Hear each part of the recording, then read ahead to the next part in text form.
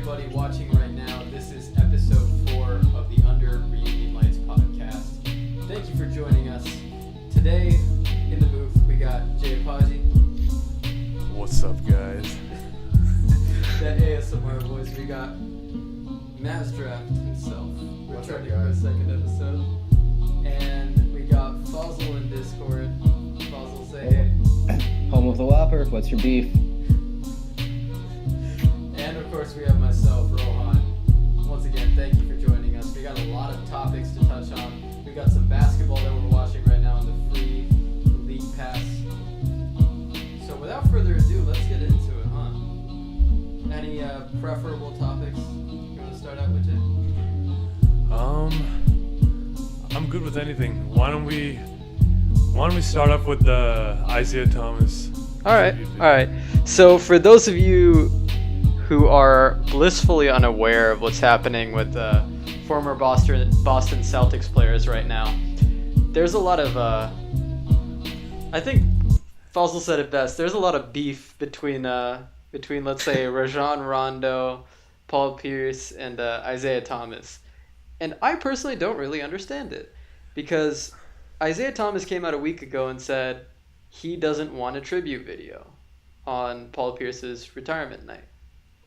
This week, a ton of former championship Celtics have come out and kind of been a little petty about it, and have said, you know, what did Isaiah Thomas do for the Celtics? All he did was take them to a conference finals game, or final series. He had 3 All-Star years there. He was their team leader. Like, what did he do? Right, Rajon Rondo? So what do you guys think? Is this a little more than petty? Is this a little bit of ego talking? Yeah, I just think Rondo is mad that he never got his due in Boston until after he was traded.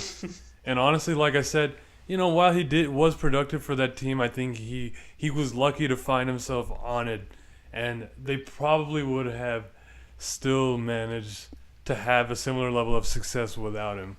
And like, you know, I think that the issue is now that everybody gets a tribute video. I know that Chris Paul didn't get one, surprisingly, but you know, last year or this year, the Hawks gave Tim Hardaway Jr. a tribute video after he only spent a year there. So, you know, I think the weight of tribute videos is being lost. And if anyone deserves one, Isaiah Thomas does. Despite the short amount of time he spent there, he was an extremely productive player, and he was their best player. And I think he deserves one for that. Definitely. Richie? Yeah, I agree with what Jay said. And, you know, all that stuff that happened during the series with his sister, I don't know, I think he definitely deserved at least some sort of tribute video, at least acknowledging how good he was. You know, he averaged 29 points a game on really good efficiency, too. It's not like he was just some guy. Yeah, you definitely can't say Big IT is just some guy. Last year he was in the MVP conversation. And although I think at the time Celtics players kind of overrated him, I will say Isaiah Thomas had one of probably the most entertaining seasons for a point guard that we've seen this decade last year, and that needs to be celebrated. Agreed, and I think one thing that shouldn't be overlooked is Isaiah Thomas can officially be called the bridge between the old Celtics era and the new Celtics era. You know, I think before the emergence of him, or before he even got to Boston, they were in a state of flux. It's like, well, they were the post Big Three, you know, who are we right now? Yeah. We just have a lot of like short guards like Marcus Smart, and, you know, wings and forwards. Like, what do? We're not a playoff team. We're a fringe playoff team. But Isaiah Thomas really took them to the next level, and honestly made any of what the Celtics are, the success they're having now, possible. I mean, without him being as good as he was, they wouldn't have been an attractive destination for Gordon Hayward or even Kevin Durant, even though they didn't get KD. And then, even though he's not on the team anymore, he was the asset that Cleveland wanted in return for Kyrie Irving, who, in my opinion, is a better player than Isaiah Thomas. But, you know, his contributions to the franchise as a whole should not be overlooked. Most definitely. Staying on the Isaiah Thomas front, Isaiah Thomas apparently is having a little bit of trouble rehabbing because, by his own report, the Cavs don't really practice. Richie, you and I were kind of discussing this before the show started. What effect do you think the Cavs' lack of practice is having on their on-court performance? Well, their defense is the worst, or at least one of the worst in the league. I think that may or may not have something to do with it. Because usually, I don't know about y'all, usually when you practice something, you get better at what your end goal is. So I don't know how you can really get better at defense if you're not practicing at all. Yeah.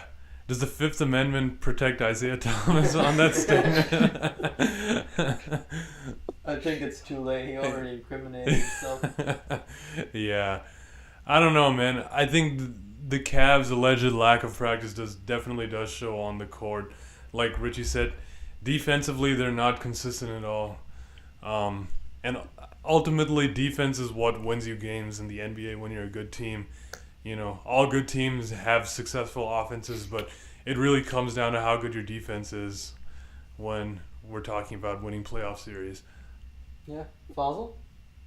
Yeah, the last time a team won a championship without a top 10 defense was like one of those three-peat Laker teams with Shaq and Kobe. So, and that season specifically, they were like pretty much, just resting more or less. They didn't have their foot on the gas pedal for basically the regular season. So, this Cavs team as is, even if they did practice, they probably wouldn't have much of a shot like in the long run against at least whoever comes out in the West. So, I don't know, man. Golden State, yeah. That's a really good point. I actually didn't know that the last time a team without a top 10 defense won the title. I mean, even the Mavs had a top 10 defense the year they won. Yeah, Dallas was around 7 or 8, I'm pretty sure. Yeah, I think they were 7th. And their perimeter defense was locked down. Yeah. Moving from dysfunction to dysfunction, another topic that Richie and I were discussing was the Orlando Magic. Jonathan, why don't you take it from here? You're kind of the resident Magic expert. Yeah, so sadly. So basically Jonathan Isaac was at church preaching to his audience and saying, trying to be motivational, saying, I invited all my teammates, but they didn't come out. And it completely just rubbed everyone who saw that just rubbed them the wrong way. And a lot of people now think, there's stuff brewing in the Orlando locker room. Arron Afflalo proceeded to punch a guy last night. To nicely put it. And, so that's just causing some drama. And Jonathan Isaac's been hurt all year. So Orlando is, like they've done for the last 5 years, is undergoing some locker room issues, potentially. Or, in my opinion, it could be, there's some things that are being, not presented to us. But for what we have, it's not a pretty situation. Right. Yeah, Evan Fournier's hair dyed for your sins. That's also, honestly, one of the bigger issues. He's got a pretty healthy bald spot on the back of his head now. And now there's, Magic fans everywhere. They're, reading into his Instagram. So I was telling Jay this, that he posted a photo of him on, in his France jersey, looking up with the France emoji. And people are, just jumping all over that, saying he's going to the Jazz to be with Gobert, and he just wants out. Looks like he wants to play for the Cole basket now.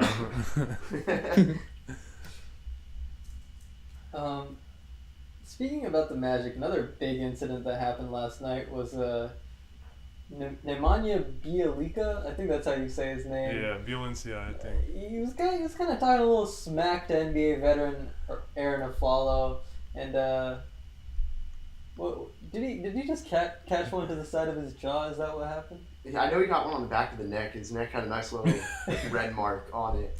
Arron Afflalo had some very big pent-up anger about the Timberwolves or Serbia or something. Yeah. I don't know what that was about. I watched it and it was just a little contact before that got them technicals each. Yeah. And I just did not understand what was worth getting so angry about from that. It's contact, it's the NBA, you're 30-something, you've been in, you know what you're doing. Exactly, yeah. I think there was just a lot of built-up anger from Arron Afflalo. He's the guy in his mid-30s, I just don't think he's satisfied with the way the last few years of his career have gone. You know, from being on a bad New York team to then being on the dismal Sacramento Kings, and now somehow finding himself back on the Magic. Something I never really expected to happen either. To be fair, he said he wanted to be there on that one. He said he loved Orlando when he played there the first time.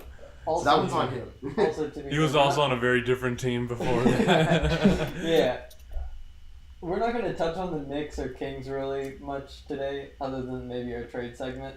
But if you're going from the Knicks or the Kings to any other team, I don't think it's much of a statement to say that the Magic are a little more functional than New York or Sacramento is. Yeah.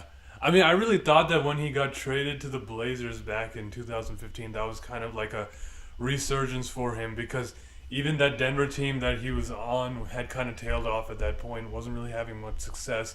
But finally he had a chance to be on a playoff team and be a key contributor for them. But I guess it didn't last very long because he went to Sacramento after that. So, and also, you know, despite Afflalo getting a clean look at Valencia last night, I think the old adage about NBA players not wanting to fight still came true. Because if you look at his punch, his arm was pretty flimsy, you know, when it hit Valencia. Like, he obviously was aiming for him, but didn't want to lay the wood on him completely. So that's for Dennis. Yeah. Yeah. He's not a true wood slinger. Yeah. Also, what did you think about last night's NBA fight? I don't know, man. You know that Kendrick line, I used to be jealous of Arron Afflalo? Yeah. I can't think of anybody that's really jealous of him anymore. Did he get a fine for that? They haven't come out yet. I think something will come out tomorrow. He will. I wouldn't be surprised if he's suspended, you know? He probably will get suspended too. He already deleted his Instagram posts, so like that's enough of a punishment. This is another thing Richie and I were talking about. Man, we're just kind of like flitting between tangents today. But last night, our Mavs had a really close game on their hands. It was a 1-point game in Denver with however many seconds to go, and they had a foul to give. Yogi Ferrell fouls. I think it was Will Barton, right? Will Barton, I think. Coming up the court like twice. No call, passes it up to Gary Harris, who's just sitting outside of the three-point line for a solid 5 seconds, still no call, and it takes Wesley Matthews coming across the court and giving him a hard, like, slap across both wrists for a call to be given. Wesley Matthews actually got him clean before he crossed the half court, too. Yeah, and you could see how animated Wes was, because I know. There were at least 3 foul calls that... It was infuriating. That should have been, like... There's such clear contact there, such clear intent. Like, refs have been doing... Both of the refs there, I think Tony Brothers and someone else, had enough experience to know that's a situation where a coach wants a foul. I know. The game is close, and you can't mess up that call. I mean, what else would the Mavs be doing? Like giving Will Barton a hug? Like, there's only one thing they're trying to do in that situation, and I think the rest were doing what Obama was doing when he used to refer to ISIS as ISIL and just be annoying. Like, I don't know what the rest were looking for there. Like, what more they wanted to see than a bunch of guys just going and slapping the ball handler. Like, I don't know what was going through their mind. Fossil, your 2 cents? Honestly, I didn't actually catch the game last night because I had to work on some stuff, but I did see the replays. And first of all, like, I just want to comment on DSJ. There was some beautiful basketball being played there if you discount those turnovers. But secondly, that fouling debacle in the last minute. Mavs Nuggets games happen to be kind of contentious like that, I've noticed in the last few years. And, you know, I'd probably be, like, pissed about this, but I'm all for the Mavs losing. So I guess at the end of the day, things are acceptable, but like I'm not gonna forget this one. If we're ever good anytime soon, like I'm not gonna forget this one. Yeah, remember January 16th in Denver. The refs gave us the tank's biggest boon. Yeah. Look, I don't have a problem with these losses as long as the team is playing competitively, and as long as that competitiveness results from their younger guys like Dennis and HB and those guys winning games for them. So. Definitely. And Rick had something to say about playing Dirk late in games. Yeah. That addressed that exact thing. He wants the younger players on this team to learn how to execute in really high pressure situations. Not just for the Mavs as a team, but so that they have longer careers and they're able to deal with the pressure late in games. Yeah, I mean, there's no more valuable experience that a young player can get than playing meaningful minutes in crunch time. Especially in a close game like they had last Mm-hmm. night. Now, this is a broader question based off of what we were just talking about, but do you think all of this animosity in the NBA is kind of resulting from how bad the refs have been this season? I think so, and I also have been a supporter of the players in this side, aside from like Carmelo Anthony. He needs to just kind of shut up. But I think the referees just being overly sensitive to any criticism that they get has kind of driven this wedge. Anytime guys like Mark Cuban or DeMarcus Cousins go out and criticize the referees will always put out a very defensive statement, condemning those remarks. And I'm like, this is a two-way street. Criticism is part of the game. They shouldn't be offended by some outside people, critiquing their job, because ultimately that's the only way you get better. There are legitimate issues with officiating right now. Yeah, and I mean, if you look at NBA players, we see the product and everybody has something to say about it. That's the NBA's entire business model. You see what happens, you critique it, and then you create storylines around it. Yeah, and I think the referees have, in recent years, have been feeling under attack, like, starting with the last 2-minute reports. Like, they definitely do not like that because they feel like they're under unfair scrutiny, and I think they're kind of taking it out against the players too. This is almost becoming like a Republican versus Democrat political debate. It's like you have to choose a side here. All right, let's not get into the political debates yet. We got a couple topics that are going to teeter on that later on.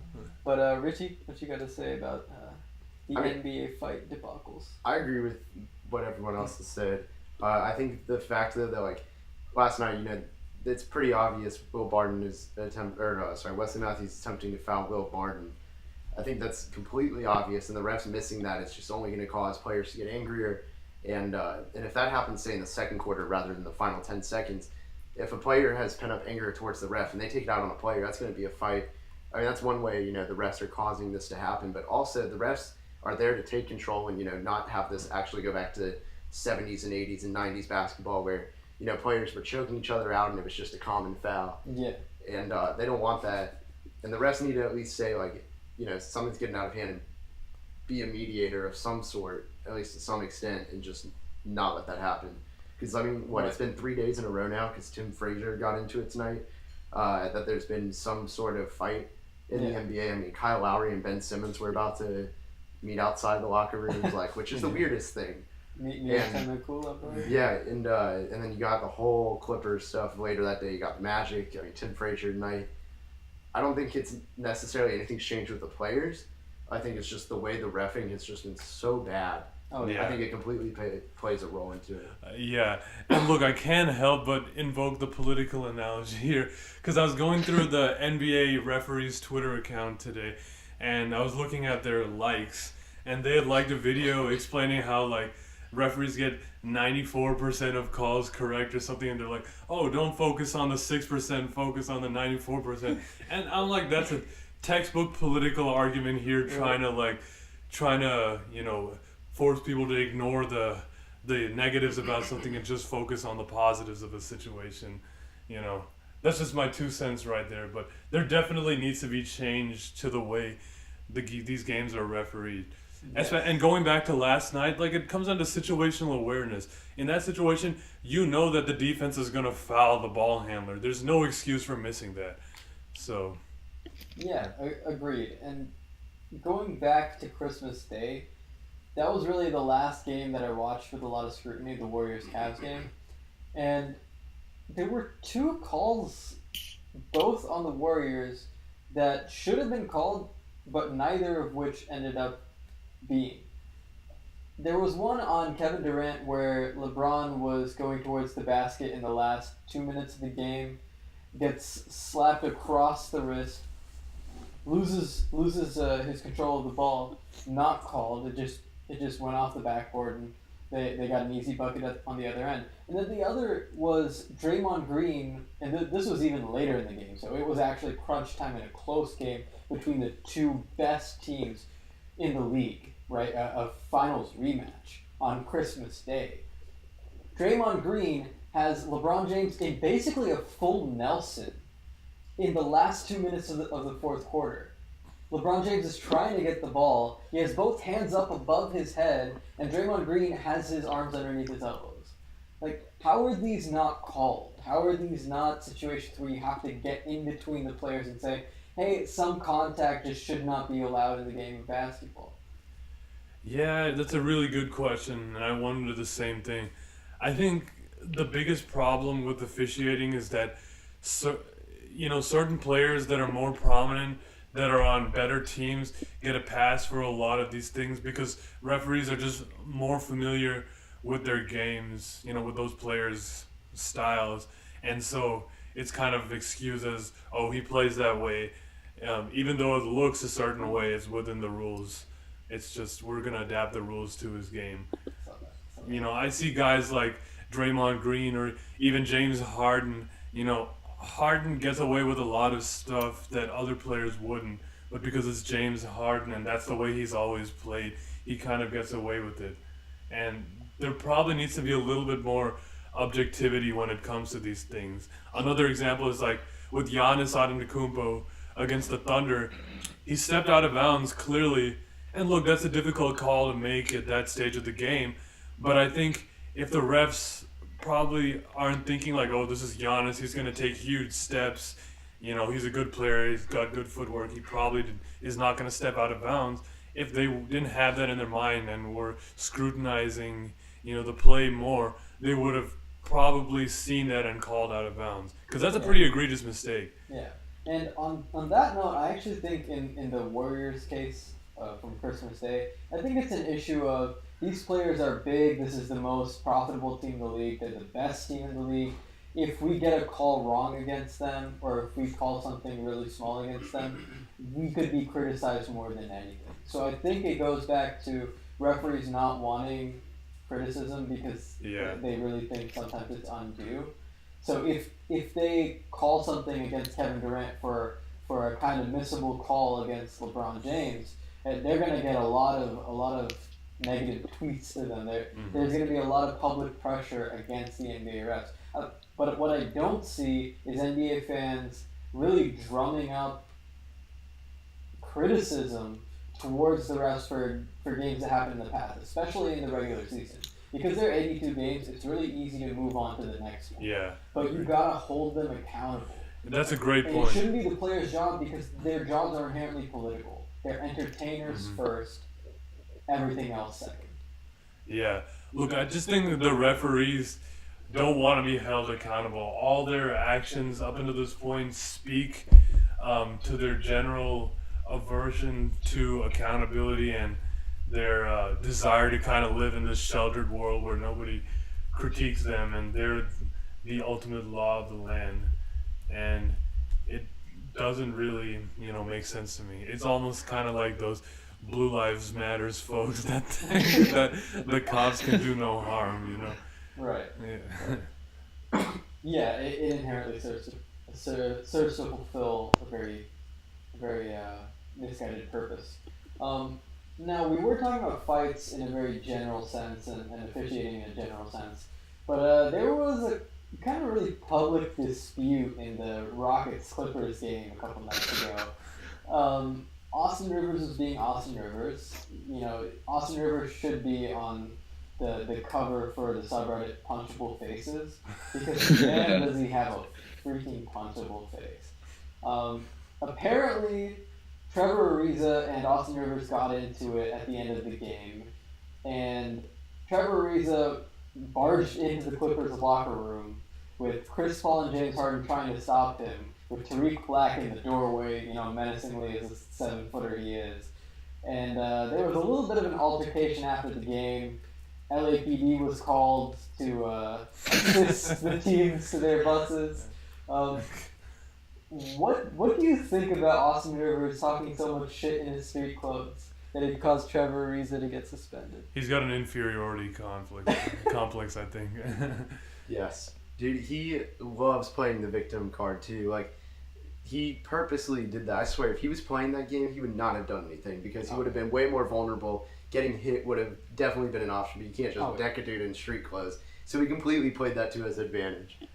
I think he just has this thing that is that he thinks everybody thinks he's like a daddy's boy, and the only reason he is a daddy's boy. He is, and I think that just plays into his mind too much. He wasn't like this in a short time in New Orleans. Only once he got to the Clippers and their, dare I say, toxic culture, did he become the way he is. And playing for his dad, now he just thinks everybody's out to get him and nobody takes him seriously. Okay, on a side note, though, I find it so weird when Austin Rivers, first got traded to the Clippers, and everybody was crying about nepotism, and the thing they used to justify it, him and Doc Rivers, they're like, outside of basketball, outside of the sport, really, we have not had much contact throughout Austin's life. And I was like, the hell is that? Doc, that sounds like a personal problem, really. Yeah, Doc was basically insisting that, my relationship with my son, not really much of a family thing, more of like a work thing. Should have just pled the fifth. Oh my man. god, that's so sad now that I think about it. Yeah, I'm just paying my kid, a couple $1 million. Because we just don't know each other well enough, I swear I filed a restraining order against him. Okay, but no, this fight, I really have no idea who I want to support because I kind of dislike everybody involved here. Yeah, me too.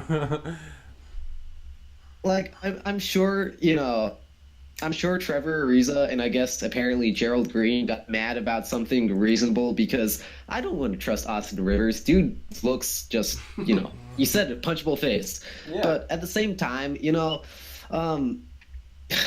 don't want to get into it with Rockets fans, but they think so highly of their players. And on the one hand, that's a good thing. I'm not going to begrudge them for that. I'm not going to, I do the same thing with a lot of Mavs. I do the same thing with Salah. But, geez, man, after a certain point, at some point, your players, your guys aren't really so tough anymore, and they just, I don't know, they just kind of come off as fake almost. Because who in the NBA is really going to fight apart from maybe Barnes? Yeah, and why do I feel Beverly. like these kind of things happen repeatedly to Rockets players? Dude, remember when Ariza. Salah? Yeah. Ariza and Salah. I remember that. And clearly, whatever happened with them the other night was worse than what happened with Salah Yeah. Oh, yeah. and Trevor Ariza. Because Well- that one escalated, but not quite to that level. Yeah, and on the Gerald Green front, he also got suspended along with Trevor Ariza, but he was jawing back at Austin Rivers at the end of the game after the Rockets lost. Gerald Green stayed on the court. His entire team left. Yep. And he looked back at Austin Rivers and started talking endless streams of shit. You could tell he was animated and angry. Which makes me think, going back to what Richie said, that Austin Rivers thinks he's a tough guy. He's arrogant, just like Matt Barnes said. And because he was in street clothes, he knew that he could get away with being a little more of a shithead than he would if he was on the court. Yeah, I think so. And I think Trevor Ariza is also kind of the same way You know, he really wasn't this angry until he got to Houston. Like, I don't remember any of these incidents happening when he was on the Lakers or on the Hornets, you know. It was on the or Magic anywhere too, right? And the Knicks. I think he was on the Knicks. I don't know about the Magic. But even early in his career, like, he was a pretty good guy. And not doubting that he's a good guy now, but, like, that good guy personality also came through on the court as well. For some reason, Houston brings out the worst in you. We'll come back to Houston later when we're talking about DeAndre Jordan in our trade talk. But we did just bring up Matt Barnes talking about Austin Rivers, saying that he's a fake tough guy, that he's arrogant. Last note on Austin Rivers, do you think that this is a serious case of a conflict of interest? Not just nepotism, but he's getting paid a lot of money to play a role on a team that until now they really needed, but he wasn't the right player to play. Now they have Lou Williams, so it's kind of unnecessary. But should Doc Rivers kind of be on the hot seat because of this with Steve Ballmer? I think he should be on the hot seat regardless. Yeah. His GM duties were terrible, and his coaching isn't much better. He's not GM, I don't think, anymore. Yeah, he's not. But his coaching, I'm not a fan of that at all. I think he lived off of reputation for the last honestly 7 years. If I were the Clippers management, I would have gotten rid of him as the coach at the same time as they got rid of him as the GM. Yep. His decisions and track record with the Clippers don't reflect well on him. Yeah, and if you look at his team's records, when they don't have veteran playmakers around them, when you don't have a Paul Pierce, when you don't have, well, Rajon Rondo was young, but when you don't have all of these players together, when you don't have a Chris Paul, like, their teams they don't win close games.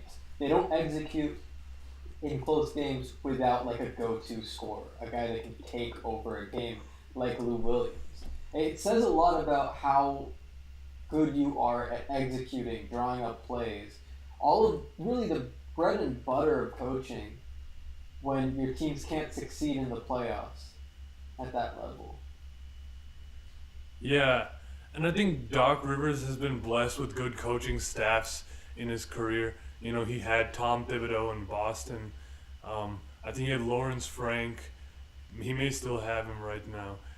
Do they have I Lawrence know who you're Frank? talking. Yeah, I think it's Lawrence Frank. It was someone from the Nets a few years ago, I think. He had Tyronn Lue a few years he ago did. too. And of course he's been blessed with good talent too. But I never really thought very highly of Doc Rivers' coaching ability, beyond, you know, his ability to relate to players and be like a motivator for them. I don't think he was ever a good X's and O's coach, and he's been lucky to have guys on his staff who are, you know. Definitely. And he's finally being exposed for it.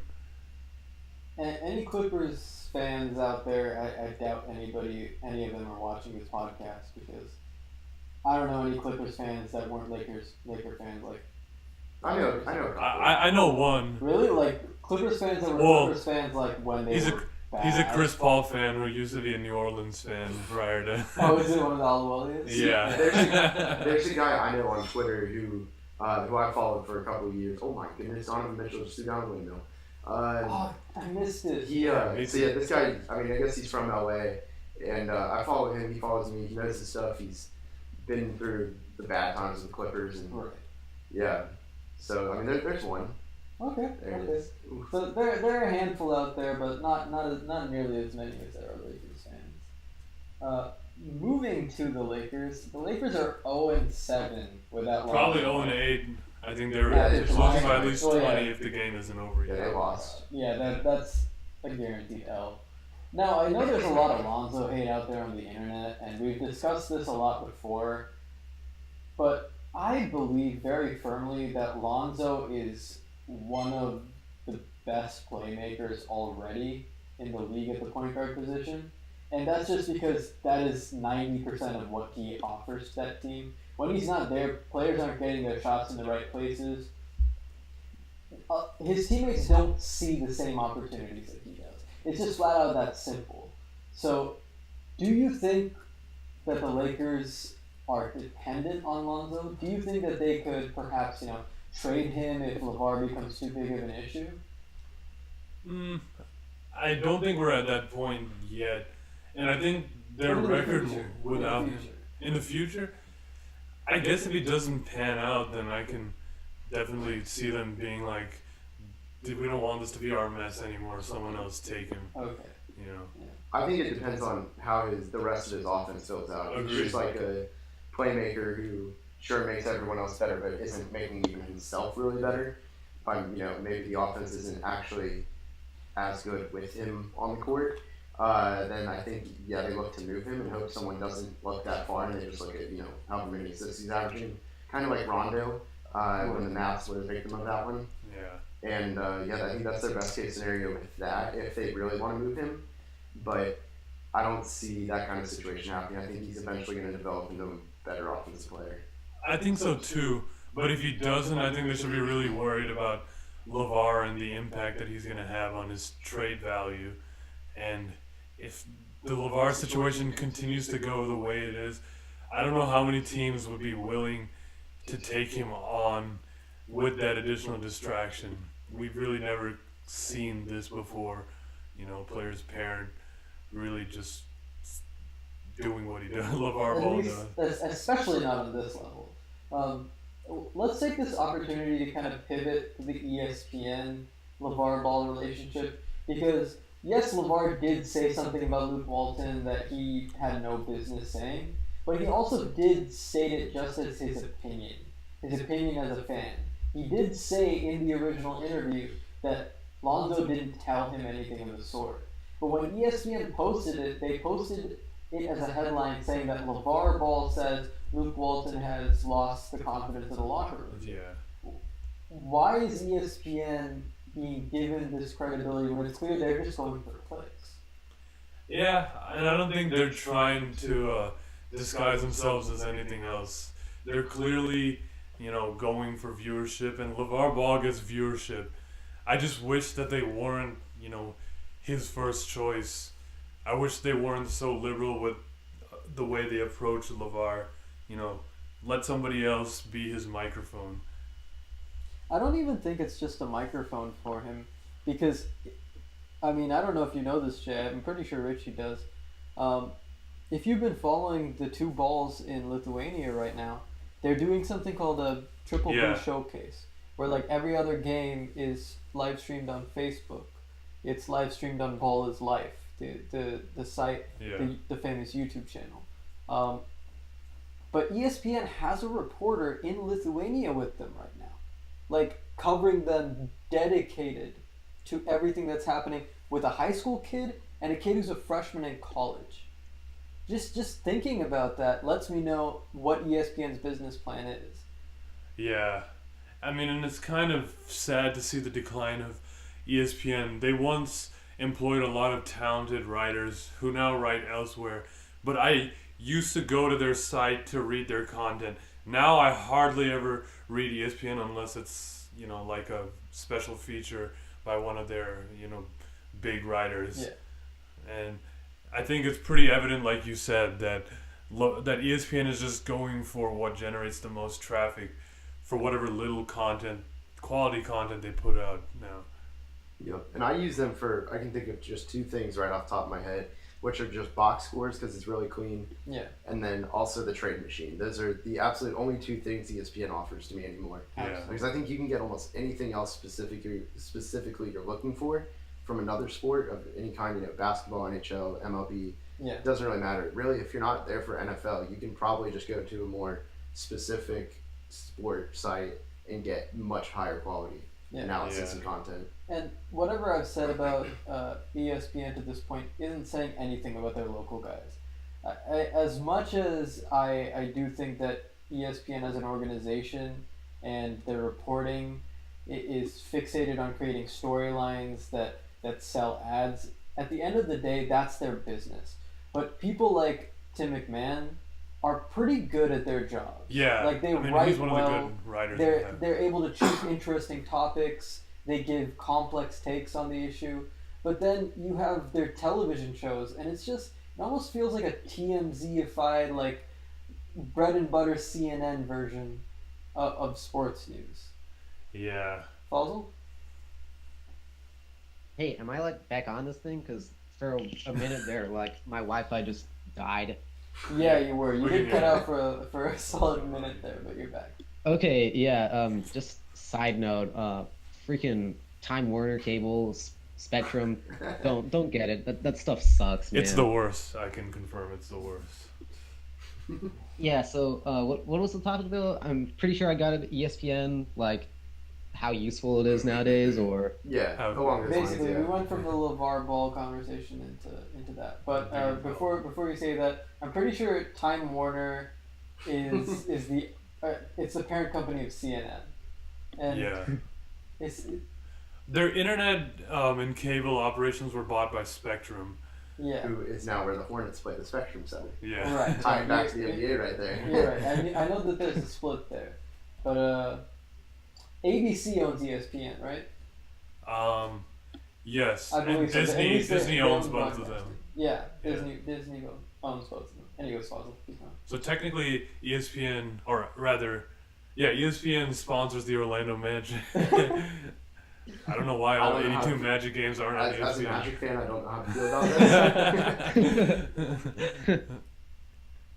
yeah. So ESPN. Let's see. I Okay, honestly. yeah, you just cut out again, Fossil. hell? No, can you hear? What timing? What Maybe we should pivot this conversation to internet connection.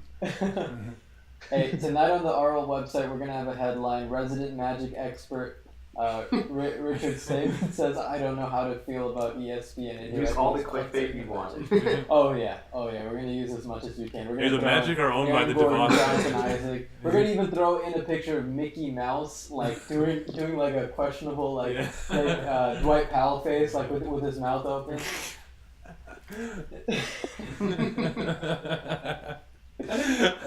On the ball front, LiAngelo and LaMelo had a pretty decent game last night. I think it was a junior league game. Wow, was that Donovan Mitchell? Rodney Hood. No, it was Rodney Hood. Flashbacks. Buzzer beater 3. That gave me PTSD. They had 60 points combined in the game last night. I think it was a junior league game, so the competition wasn't Yeah. like as crazy as playing against like fully grown adults, but they seem to be settling into the EuroLeague. Like, what do you think about the opportunity that they have to develop overseas in a fully fledged basketball team, like a professional team? I think it was a good idea, but ultimately, if they want to have any success, they're going to need to kind of go away from this whole big baller brand challenge and just play the Euro game the way that it's played there. Because ultimately, when NBA teams evaluate prospects or overseas prospects, it's about what kind of competition do they go against and how do they perform against higher level competition.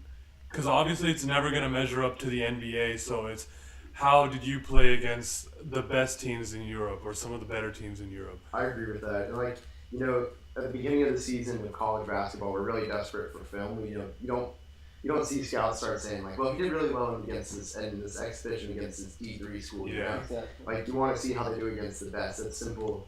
And that's not even just sports. That's anywhere. But I applaud LaVar for kind of bypassing the NCAA. Because like, there's a lot of I guess kind of political stuff with them, one way or another, that I really don't like, and they're kind of corrupt, to keep it simple. Yeah. And I kind of applaud him for that. Like, I just wish that it wasn't him who had done it. Like, Yeah. I would have loved Marvin Bagley's dad or something to be the one to do it. Like, Yeah. 'cause Marvin Bagley's dad is also outspoken.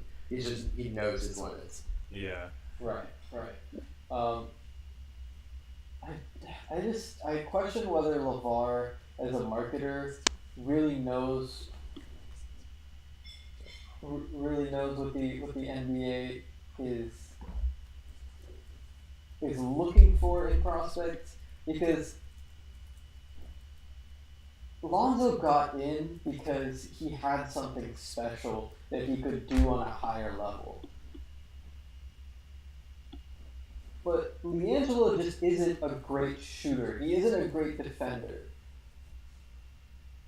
I mean, he's still young, but I mean, he's got quickness.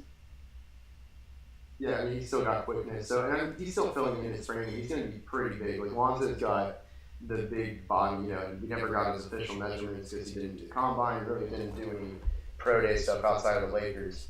But LaMelo still has a lot of room to grow. I know LiAngelo won't really, I don't think he's ever going to be on an NBA radar. And that's not like, just me, whatever. I think almost any source you're going to hear is going to say LiAngelo is not an NBA player. Like, he got the bad luck on that one, which is really unfortunate. Sorry, we're undergoing some technical difficulties here on all fronts. It's all right. I think the sound has been good so far. I've been kind of monitoring it every single time I'm not talking, and it's going well. Last episode we had a couple of issues with echoes, but this time with Discord, everything's good except for, of course, Fazio cutting out this time. Hey, wait, can you guys actually hear me though? Yeah, I can hear you again. Okay, cool. I guess I'm we're just currently using data on my phone, so yeah. All right. Guys, feel free to give us some donations. I hate being a little bitch and asking for shit, but Fazil needs a better internet service provider. All right. So let's talk about some younger players and kind of move into the prospect scouting a little bit. I think we're already on that topic. Who are you looking at past the 2018 draft, Richie? Yeah, so I guess I kind of started this one by bringing up Marvin Bagley and his dad, so I guess I have this one coming. So I have a pretty short list. It's hard to evaluate high school players because this kind of goes back to what I was just saying a minute ago. When you're facing guys who are clearly, not as physically built as you are, not as skilled as you are as well, it's really hard to evaluate them, and everyone who's really good just looks like a number one overall pick. Right. I mean, one of them that I'm looking at is Nasri. I don't know how to say his name. I think it's Nasrion Reed, also as Naz Reed, something like that. I don't know which one it is. Okay. But he's a physical specimen who is just a freak athlete. Looks like a really fit, like thinner Caleb Swanigan. Okay. And and he looks great, but at the same time, will he actually be able to dominate college ball, So he's one of them I'm looking at as a second-tier guy. There are three guys who I see as head and shoulders above, actually four. So Bol, who, by the way, on 2K is an absolute legend, has been for years. He's a big dude, I mean, his dad was Manute Bol. Right. You got this guy who's going to Vanderbilt, named Shimmy, I cannot say this, Shitu, I think. It's spelled a little more PG-13 than that. So I'm just going to go with Shitu. He's really big. He's a forward who can kind of do it all. And then the top two are both going to Duke, and that's Cameron Reddish and RJ Barrett. RJ Barrett does everything. I think he's clear-cut number one. And then Cam Reddish is also really built, can do a lot. His biggest flaw right now is just scoring off the dribble, which is a big issue for younger guys. So that's 2019. I don't think the Mavs are honestly there's a whole summer and off season and trade deadline away. But the way things are going right now, I don't see them competing for RJ Barrett unless they get super lucky in the lottery. I think they're more fit for a Nasrion Reed kind of guy, like the second tier guys. Right. But those, as this draft approaches and completes, you're going to see more of the 2019 guys step up.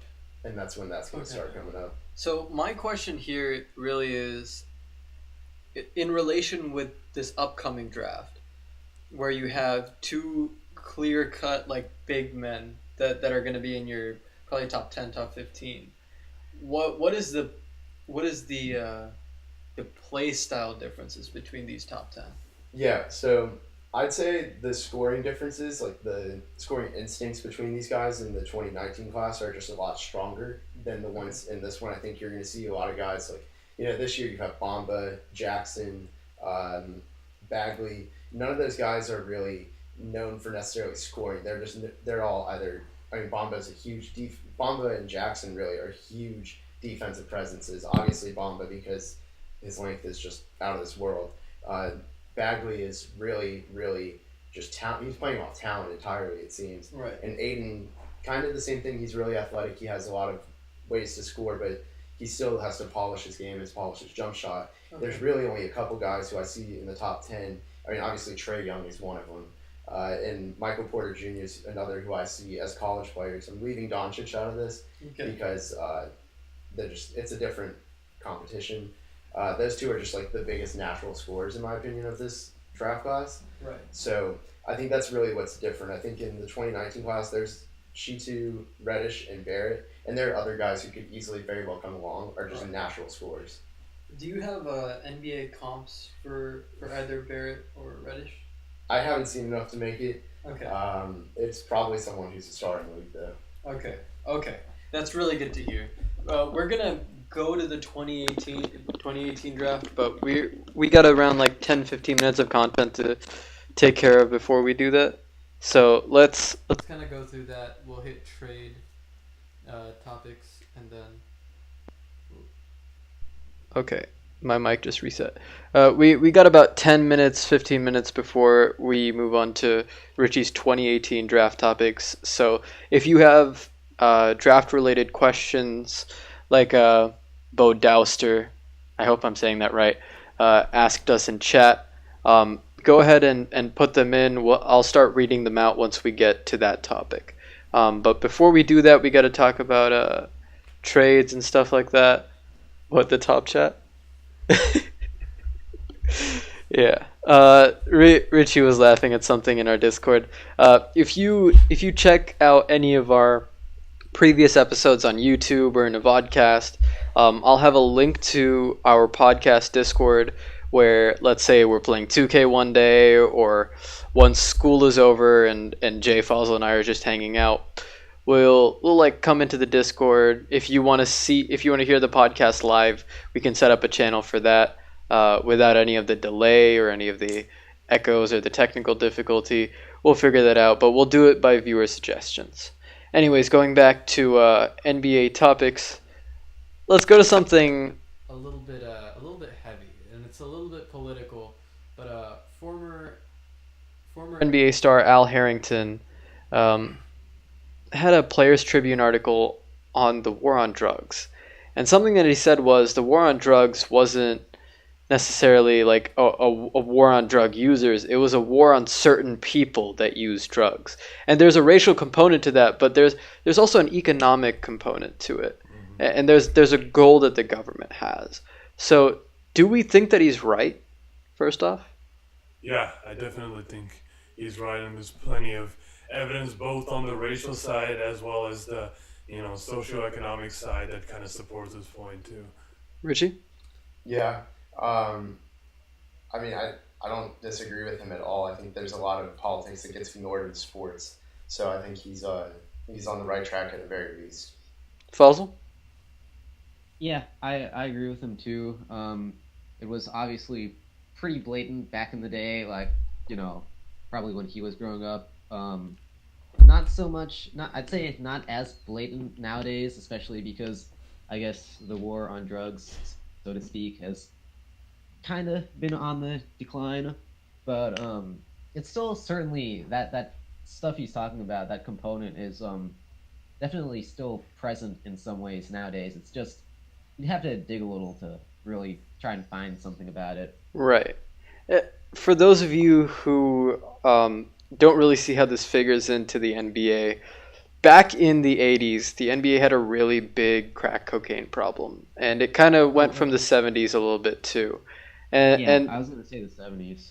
Yeah, and it's kind of gotten into the rear view ever since, the NBA's policies have changed as social media has become more prevalent and drug use has been a little harder to make public or to keep out of the public eye. But at the same time, there's also an element of socioeconomics here, just like Jake kind of brought up, where now that players are getting paid more on average, that they do have the ability to use more often, but they also tend to grow up in positions, especially children of former NBA players or people that grew up middle class, to where they really don't have to struggle with drugs or crime as children. So my question to each one of y'all is, why do you think that that talking about political situations like this is so difficult on a stage like the NBA. I guess I'll bite the bullet first. Well, I think a lot of people use sports as the escape from things like politics, and they try to leave it out. But I think the NBA is just so really they're progressive and politically involved for the most part. I mean, you saw the All-Star game. Was it only last year? It feels like it was a long time ago. With Charlotte being removed because of their laws. Yeah. And I think people just kind of said, all right, that happened. Let's not bring it up, because when people enter the arena, they're usually there, either on a date or they're rooting for their team. I really don't think there's too much in between. Right. Obviously, there's other types of people who go to games, but when you're there for one of two things: either the people or the people you're watching, kind of, And people don't want to talk about political issues and tie that together when a lot of people use it as escape. Like, I mean, I know all of us are pretty into politics and all that, but some people aren't, and they just don't want to, just get involved. Yeah, and I know that's a low hanging, but no, there's really a lot of truth to that. Politics may seem like it's entertainment now, but there's a difference between just general entertainment and the entertainment of politics. Well, one is more like controlled chaos, and the other is really order in an organized sport. Like they're almost polar opposites in a sense. Yeah. Fazil, you have anything to say on that? Okay, well, see, the thing between politics and sports, I would actually argue that they've always been pretty, I don't know about always, but for a long while, probably more than most people would really care to realize, at least most young people like us, they've been pretty intertwined. You can go back decades to the 60s and point at all the, how should I say it, all the activism, Muhammad Ali, he was one big activist and obviously, a sports figure. And also there's been plenty of displays with the Olympics, the runners, I think, who made that Black Panther salute. Yeah. And the guy from Australia joined in as well, I think, out of solidarity, something like that. Right. Yeah. The NBA has also seen it too with Mahmoud Abdul-Rauf as well back in the day. Obviously, activism in politics, there hasn't really been, I'd say, compared to the 60s with the civil rights movement, ever since then, the 80s, 90s, early 2000s, whatever, the whole ugly side of politics and all that social unrest hasn't really been so much in the forefront as it was back then. So you don't need guys even in the NBA back then, Oscar Robertson, he fought for the Players Union, I think, and he fought for things like NBA players having a pension and whatnot, and those sorts of things are so commonplace nowadays. You kind of take it for granted. So all the issues today, I feel like a lot of the stars don't really know how to handle that so much. So that's why now that some of them are speaking out again, and the NBA has always been a pretty, the players have always been pretty freaking liberal, but I don't think that's a bad thing. But the way they I think as far as commissioners go, I can point to Stern, and then I think Larry O'Brien himself. They have been probably more on the side of people keeping quiet. And obviously, over more recently, I think some of the bigger names like Barkley and Jordan, they actually weren't so concerned. Jordan reportedly once said something like, "Republicans say buy shoes too, right?" And there's that. And then Barkley obviously has his famous commercial where he's like, I'm not a role model, right? Right. So yeah, so for a time, I feel NBA players weren't so. They didn't feel the need to get involved so much because things were, I guess, supposedly going better. But nowadays, with obviously all the craziness that's going on, you have people who need to speak up and make their voice be heard. And I feel some of the older dudes like LeBron, feels weird calling him old now, but some of the dudes like LeBron have, they see the need to speak up and, have people actually be aware of some of the issues going on. And, I have to, kind of applaud that, because that's not a thing that, is taken lightly, because for as many positive reactions as you see to stuff like that, there's also almost as many negative reactions, and the negative ones are probably the most vocal ones as well. So it's tough, Definitely. Yeah. A lot of good points made there. Jay? I have quite a few things to say about it too. I think like Fazil or somebody said, sports and politics have always been intertwined, just given... Fazil said that. Yeah, Fazil said that. That was a great point. And, they've always been intertwined, just given the prominence of sports in culture. And I think the NBA, more than any other league, has been the most accepting to their role in the culture. And they realize that, these players are not just, people that we, watch on TV or go to games for our own entertainment. Well, that's one part of their job. They're also real people too, with real beliefs and real issues in their lives. They've all faced different things in their upbringings, and so why should we try and suppress that? I think one of the reasons why the NFL is not taken as intertwined in culture is just because there's some sort of delusion that we can separate sports and social issues, and that when we're talking about sports or watching sports, it's only about the game and we don't want to hear about anything else. Well, that's true that sports is an escape, from the actual world. I don't think we should try and stop the two from interacting, because ultimately the athletes that play sports have a lot of influence and have the potential to change, things for the better. And if we try and stop that, we'd probably be worse off for it. And so I'm glad the league has kind of embraced their influence and let their players, speak out on issues. And I think those who complain about it are just kidding themselves. I think it shouldn't be stopped. It's their problem. Sorry. Yeah. I just wanted to just fix one thing I said. So I just meant from the fans' perspective, just to be clear. Oh yeah, no, I definitely got that. Because I love that the NBA is allowing them to use their platform. The players use their platform, and the coaches are allowed to as well. Yeah. And even the WNBA, they've been doing these massive protests. They don't even come out for the national anthem, things like that. And they've been doing it all year, and no one's been covering it, which is another political issue to some extent. But yeah, sorry, I just wanted to clarify that before. No, definitely. I think and I know politics is a really heavy topic, and we've been kind of going on about it for 5 minutes, maybe too long. But the last thing that I do want to bring up on this is that it's kind of tying everything that we kind of said into a ribbon. That there's a difference, first off, between politics and policy. When Al Harrington is talking about the war on drugs, he's not talking about a political issue. He's not talking about the way it's addressed or the way it's phrased. He's talking about a policy that the government has instituted and the way that it's hurt certain groups of people, whether that has to do with the race of them, the income of them, where they live. There are a ton of factors involved. And so it's not necessarily an identity politics issue. It's more of, this is what I see the government has done wrong.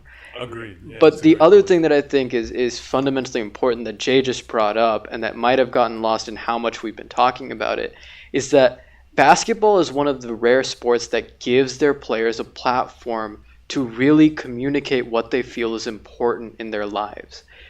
There are very few sports, I know you can't say this about football, where players are the selling point. When people watch the Cavs play, they're watching LeBron, Kevin Love, Dwayne Wade now. When they're watching the Warriors, they're watching Kevin Durant, Steph Curry, Draymond Green, Klay Thompson. That's why those teams are so successful from an entertainment standpoint, because those players are the ones that sell tickets. They sell shoes. They're the foundation of the business. Whereas in the NFL, a lot of the power is given to the teams and the organization around those teams. Yeah, and I think ultimately the NBA has a smarter business model.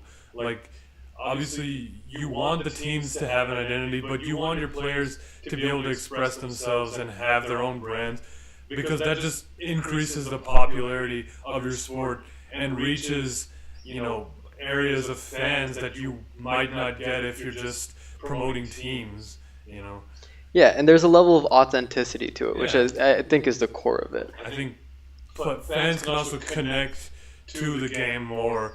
Because, like, for me, I follow football to an extent, but, like, I'm not going to watch a game if the Cowboys aren't playing. Like, I can't even name half the players in the NFL. So, I think there's a certain marketing advantage to letting your players, express themselves. Definitely. And last thing from me, the fact that there's no helmets or no like obstruction of their That's a great face or point, too. anything is Yeah. is something huge. Even in baseball, they wear a hat. NHL has the helmet, NFL has the helmet. I think that's a huge marketing point. Yeah, for the being able to NBA. see the player's face. is a big Definitely. It makes them real. Yeah. Definitely. And I know we don't want to stay on the political topic, but I want to give a shout out to Harrison Barnes, because for those of you who have forgotten by this point, Dallas had a pretty bad shooting here. I think it was last summer, correct? And Harrison Almost 2 Barnes, years ago, it was not last summer, but the summer before that. And Harrison Barnes came to the team after that, and he made it a goal of his to bring community leaders together. Not only people that represented the community itself, but also members of the police, and to bridge the gap between the people that have a voice in the community. And I think that's a shining example of what athletes can do with the platform that they're given. Yeah.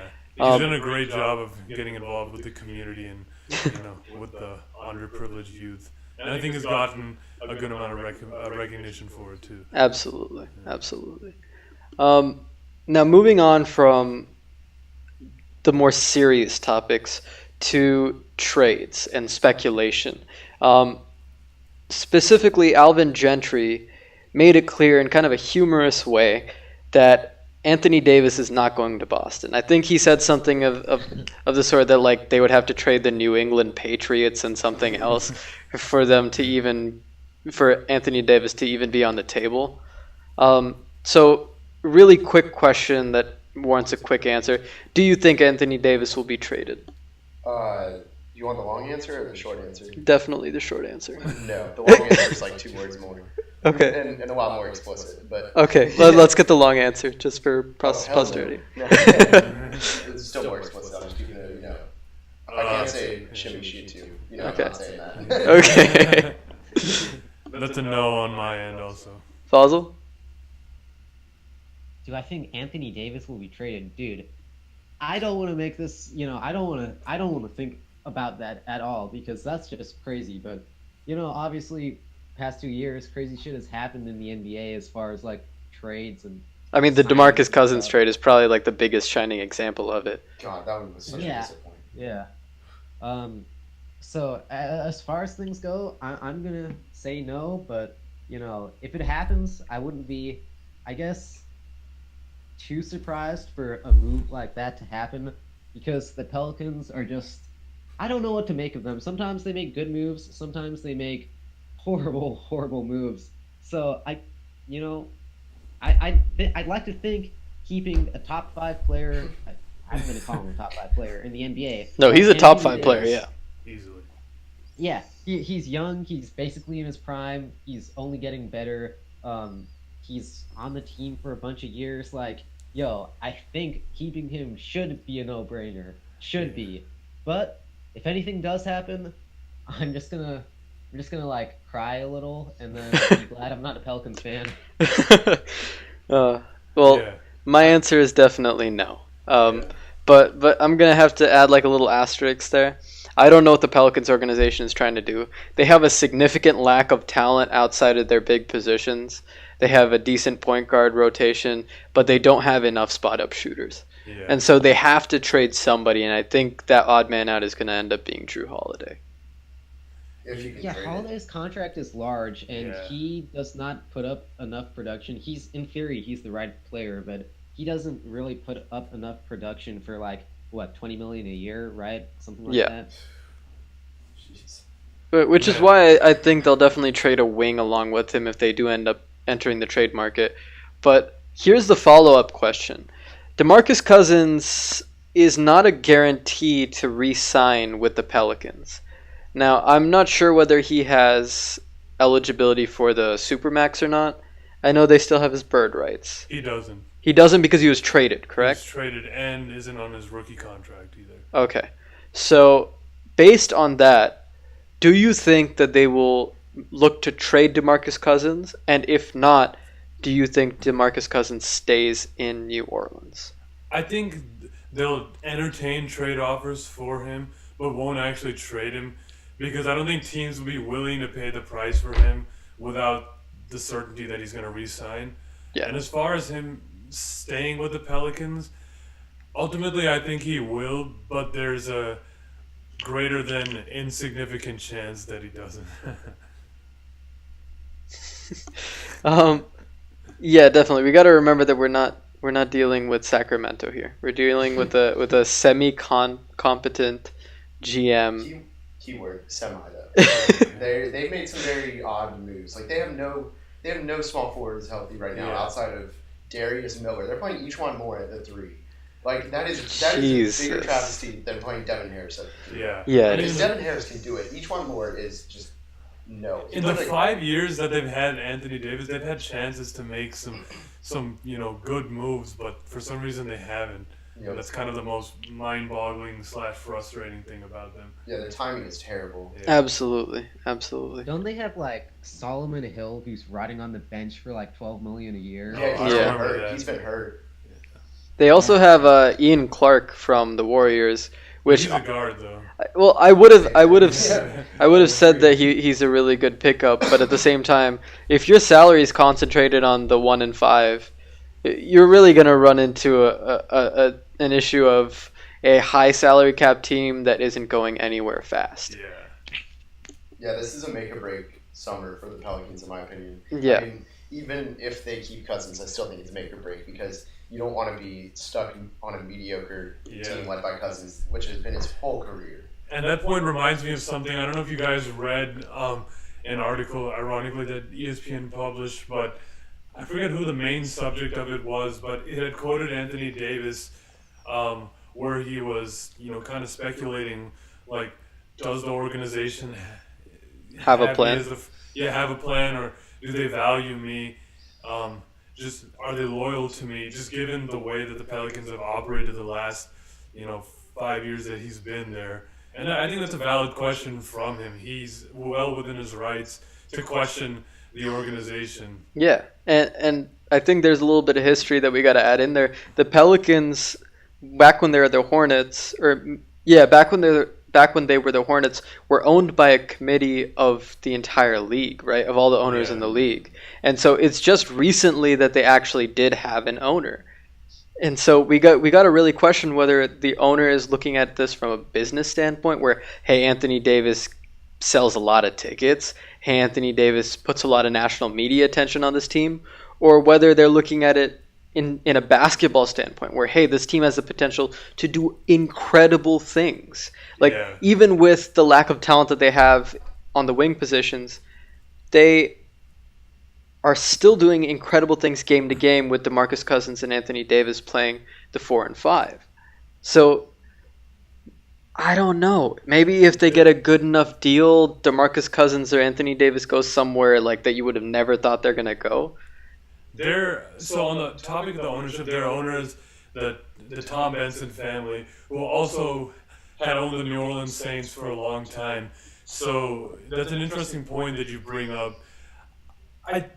Most indications point to the fact that they're invested in their team and want them to succeed, but their track record also suggests that they kind of view it just as like an asset, and they're rather indifferent to whether the team does well. Like if they get a good deal that falls in their laps, it's like, okay, they'll take it, but they're not actively looking to spend or make these deals to bring in the connective tissue to finally take the team to the next level. They've always been this team ready to burst on the scene and be a force, but they've been missing something all this time, and I don't know if the management necessarily either A, recognizes it, or B, if they do, is committed or motivated enough to do something about it. I So, agree with that. yeah. I also agree. Fazil? Yeah, I agree too.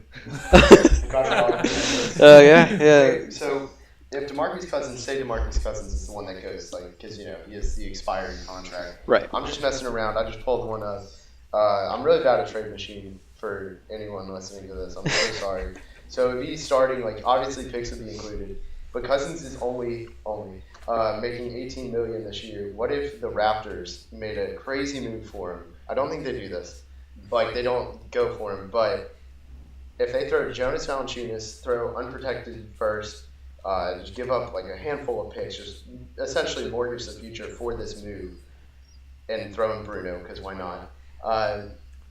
Would the Pelicans say yes, and would the Raptors do this? I think the Raptors would do it in a heartbeat, Yeah. Yeah. but the No. Pelicans would say no. Okay. Just That's what I was because, thinking. like, what are you getting rid of versus what are you getting back? Right. They'd be a bunch of picks, but where would the picks be? Exactly. It's Unless all they- very much in the air, and you're betting on Toronto not working out in the long run, which I wouldn't do.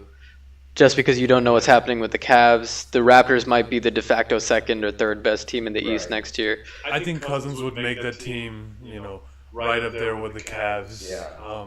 And so I wouldn't bank on those picks really being of much value. This is just me thinking off the head here.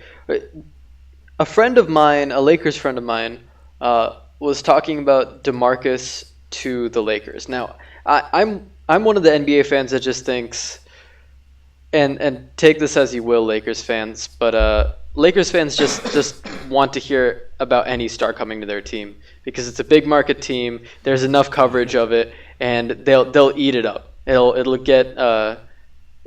get news sources a lot of ad revenue if they just talk about it, even if it's unsubstantiated. But do you think that there's an offer that the Lakers could make that the Pelicans would accept?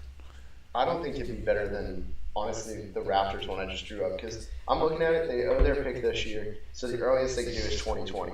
Right. If they follow this timeline where they're, in the playoffs by 2020, first of all, what makes their deal so attractive and better than the Raptors? And second, what pieces would they give up? I mean, obviously you got Clarkson, would be an attractive one, and Julius Randle, but I guess, Randle makes sense because they probably wouldn't be able to afford him without matching him potentially. Right. But how much would you really do Randle in like a 2020 unprotected for DeMarcus Cousins? That's what I think the deal would essentially come down to, because you'd probably throw in, I guess, KCP to make contracts even, and then They could always add Brook Lopez, even though Right, he's yes, on a yeah, one-year that. deal. completely missed it. That's something that I haven't heard yet necessarily, but what I have heard is that Clarkson is on the table because of the rise of Josh Hart, and of course the prominence of Lonzo Ball. That Caldwell Pope might be out of there in a year. That Brook Lopez isn't going to be here next year anyways.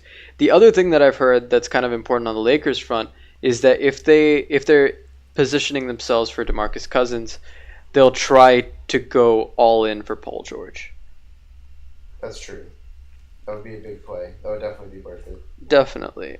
And I do think that just from a team standpoint, not from a trade standpoint, not from a cap standpoint, but the Lakers are one solid offensive wing, one solid star away from being like a mid-level playoff team. Because the way they play right now, they can win close games. Like, you can see with Lonzo Ball on the team that they're getting good shots. That Kuzma's prominence is really helping them. That Ingram has grown a lot as a player. That KCP is hitting his catch and shoot shots. Every single player has a role, and they're able to kind of get to good enough spots to where they can win close games against even talent. The question now is, can they beat the teams that are head and shoulders better than them? And they're going to need somebody like Paul George or DeMarcus Cousins to do so. Right. I think so. The only question I have is they're starting to develop an identity now with some of their, young guys like Randall, like Kuzma, like Brandon Ingram. But what I'm not certain about is, do those guys follow the same trajectory if a guy like Paul George is injected into the lineup, Right. or DeMarcus Cousins for that example? Their role is probably not going to be the same as it is right now. Right. Not to say that the team will be worse, but those guys may not be playing the same role, and you may not get the same production out of them. Makes sense. Fazal, anything else on the Lakers front? You know, Or the I'm not DeMarcus exact- front? DeMarcus as in to the Lakers or just in general? Just in general, or you can just talk about the Lakers, whatever you feel. Okay, as far as DeMarcus goes, I think the Pelicans should try and keep him. I think they could possibly swing a decent trade for DeMarcus, but that I don't know. That just doesn't. Even if they make a good trade for DeMarcus, that just doesn't send like the best public image out there, especially to Anthony Davis, because they finally bring in the help and then they're shipping him away just because he doesn't fit, or they need a retool somewhere else. But they get a couple decent pieces in exchange for like one big fish. I mean, from a GM standpoint, whatever, that you can kind of parse that out, like how that makes sense. But if I was a player, if I was Anthony Davis, and you told me you're trading away DeMarcus Cousins for, I don't know, like a couple of, Let's say best case scenario, DeAndre Jordan. Yeah, a couple of players of that tier, or one, and then a couple of role players in a pick or something. Like, yeah, I guess that's nice. But on the other hand, wow, man, you just traded away like my best teammate ever. Thanks Right. a lot, man. So. Yeah, it would probably be like a Chris Paul trade all over again. God, no. Please, no. As far as that goes, Ben Hammer. I do my best to keep DeMarcus, but the Lakers, okay, I've got an opinion there. Alright. I'm of the opinion that they really should not blow up their young core, so to speak. The only two guys who I could maybe see getting traded and being okay with it, like if I was in charge of the team, Clarkson and Randall. I think they're the two guys that get the most buzz because they're the two guys who really stand a chance of going. But like any of those other dudes, Larry Nance Jr., Brandon Ingram, Zubats, those guys, like the actual young guys, not to say Clarkson and Randall aren't, but the other young guys, like, sure, they might not be all-stars or all-NBA players anytime soon, but they have like, an actual tenure with the Lakers, and they still have plenty, but a decent amount of room to grow and actually, contribute to a contending team, I feel. So as far as hey, if you got to ship out Clarkson and Randall to get yourself Paul George, yeah, go for it. Like that, but that's I'd say that's the maximum. See, because I have qualms about Clarkson as a player. Like, he does his when he's on, he is on. Like, he contributes. There's no question about that. But his entire time in the NBA, he's just been a little too streaky for my taste. I'm sure it's because not because he's young. He might get better when he's older. 27, 28. But at the same time, I'm not sure if I want to risk that because, I'm not the biggest fan of like streaky scoring guards who don't exactly play the best defense and have not shown much improvement on that end. Randall's a different case, I think he's amazing. Like, sure, he might not be an all NBA player, but he checks a lot of the boxes in the modern NBA. We've covered him in previous podcasts, I'm pretty sure, and he's, he does a lot. He can play both sides of the ball, and he can even distribute to some extent.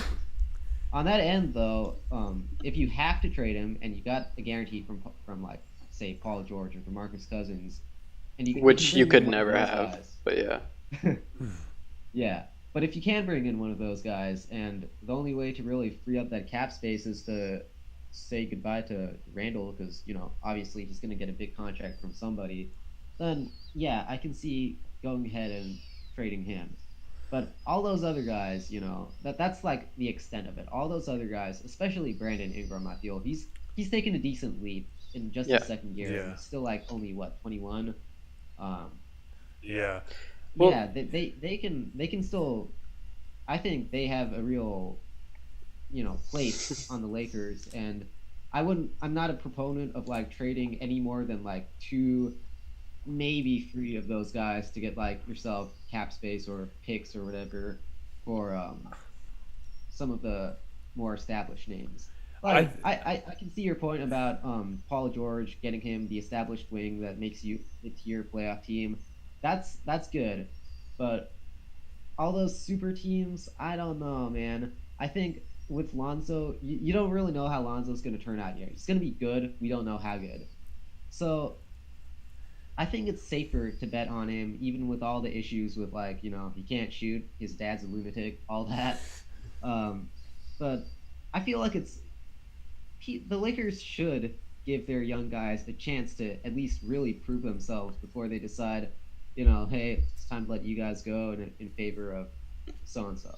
Yeah, I think it would be foolish for them to kind of throw in that cap space towel right now, because we've seen how hoarding cap space works for teams like the Mavs. Just because you're the Lakers doesn't make you any different from other teams that have tried that strategy, and it just doesn't work. I think free agents look for one thing aside from the money. They look for how good is the team. Does this team have good players that project to be good over the next how many years that I plan to be on this team? And I think the best way for the Lakers to cater to that aspect is to keep guys like Randall and Larry Nance, because these are kind of been their bread and butter young guys, and are finally starting to take the next step into being key contributors on a team. And so you don't want to just trade those guys away prematurely for cap space and then either strike out on the guys that you're looking for, or get those guys but not be able to compete at the level that you want to because you don't have the talent around them, to support them. Yeah, and this is what I feel is the downfall of the Lakers and the Lakers fandom. The media puts such a spotlight on LA that everything is more fast-paced there. Other teams get the ability to wait a couple of years, let their talent build, acquire new talent, trade some role players for some more prospects, and just kind of figure things out. LA, one of those years goes by so slowly in LA because there's an article every day about future possibilities that at the end of the season, at the end of the 82-game season, when they're not in the playoffs, you're done with the speculation. There's been enough speculation for the entire season now. And so fans really want results. But unfortunately, when it comes to players the age of Lonzo Ball, Jordan Clarkson, Julius Randle, Brandon Ingram, you're not going to get those results next year. Like, a superstar isn't going to make Lonzo Ball into Magic Johnson. It's just not going to happen. The kid is 20 years old. He was 19 to start the season. I mean, we saw with D'Angelo Russell, like, when it comes to your decision making, they're still very much kids. They don't necessarily understand how life is going to be for them when they're 5 years down the road, let alone 2 years from now. And so I think that Lakers fans should be a little more patient when it comes to the growth of that team. Yeah, they're not going to be a playoff team this year, all things considered, but maybe next year, maybe in 2 years. But I think if you keep the core together, 4 years from now, they will be one of the better teams in the West. Yeah. And I think a lot of people forget with blue chip talent, or really, anyone drafted in the first half of the first round, you need at least 3 years before you can get a definitive read on a player and whether they're going to be a bust or whether they're going to be a successful player. I think trying to judge them any sooner will just lead to bad things for you. You can't do that. Yeah. See Chris Dunn. I mean, everyone gave up on him into this year, and look at what he's done for Chicago. Yeah. It's great. Okay, the thing about Chris Dunn, though, like, I mean, obviously, yeah, like, he's good, but weren't there reports that he, like, the players in Minnesota didn't like him all that much? That could Yeah. obviously be just like gossip, but at the same time, like, I can sort of understand it if he really was not well received by the other players. Yeah, I've heard that as well. That he and Minnesota just did not click, and that's an entirely different thing that we don't even get access to. And that came out, after he left, which we don't see that stuff as it's happening. That stuff definitely plays a role in that, in my opinion. I heard a lot of things about his attitude and how he didn't mesh well with the team. But when it comes down to skills, I think you kind of brought it up with Jordan Clarkson. Jordan Clarkson is a kind of a streaky player when it comes to the shooting, but he's a spark plug. He's not a guy that you play as your starter. He just isn't. He's a guy that you bring in as your sixth man, your eighth man, and you ask him to take control of the court when your main guys go out. So his only goal is to take the vacuum of shots that he has and make more of them than he misses. And right now he's doing a decent job for LA, but I think LA has also proven that there are other players that can do it. And it's the same situation with Austin Rivers. Without Lou Williams, he was getting enough possessions to give him like 25-point games. Does that mean that Austin Rivers has the potential to be a starter for the Clippers? Hell no. Hell no. He's just not the player to do that. That's not the role that he's ready to play. He doesn't have the game for it. But of course, we need to move on a little bit because we need to gear ourselves not only to the draft talk but to the trade talk. We're already kind of running a little farther than I thought we would. The last NBA topic before the trade talk is about Jason Kidd. Now, Bucks GM John Horst had a kind of a long-winded statement about how he's confident in where Jason Kidd is taking the team right now. On this podcast, we've talked a lot about where we think Jason Kidd is going to go. I personally don't think that he'll be off of the team by the end of the offseason, but I think Fazal or Jay thought that he would be fired. I think that was it probably was me. I agree with you that I don't think there's a very likely scenario that he gets fired at the end of this season, however long it lasts. But I do think he's going to be on the hot seat next season unless they make it to like the conference finals this year. I think there's a decent possibility that if things don't really pan out further than they did last year, he could be fired mid-season next season. But I don't really see him getting fired at the end of this year. Yeah, especially with the Eric Bledsoe trade. I think there's Yeah. just too many things up in the air now. Mm-hmm. Richie? I agree with y'all. I think he deserves, not deserves, sorry. I think he's kind of worthy of being fired, but I don't think it's going to happen. I don't think they're going to, first of all, do it mid-season. And second, I don't think it'll be right after they get eliminated or anything like that. Yeah. But, I mean, I'm just not a fan of Kidd at all and how he manages that team. Like, the defenses are horrible. It's completely outdated. Like, they close out on mid-range shooters harder than three-point shooters and slashers. It's a disaster. I think I saw this tweet actually right before we went on, started recording, that if you swapped Eric Spoelstra and Jason Kidd, the Bucks would be the second best team in the East right now, and the Heat would be fighting for a spot to get DeAndre Ayton, which is a really interesting point, and that just shows, first of all, how good Spoelstra is, but second, like, how much the Bucks are underperforming. Like, they could easily be the second or third best team in the conference. Mm-hmm. Truth. They have the physical talent to do it. Now that they have Bledsoe, they really don't have an excuse. They have a good spread of shooters, slashers. They have Giannis Antetokounmpo. Like, at the end of the day, it comes down to the mind behind the team. So yeah, I do think that there is a little bit of heat on Jason Kidd's seat, but I also think that his clout, for lack of a better word, as a former player and in that locker room is going to keep him there for at least a year now. Yeah, I think just one more quick point. The major problem with Kidd's coaching, I think, is he relies too much on his experience as a player, and that era was completely different than what it is now. And I think, either his reluctance to change will be the death of him as the coach of the Bucks, unless the management just stays oblivious to that.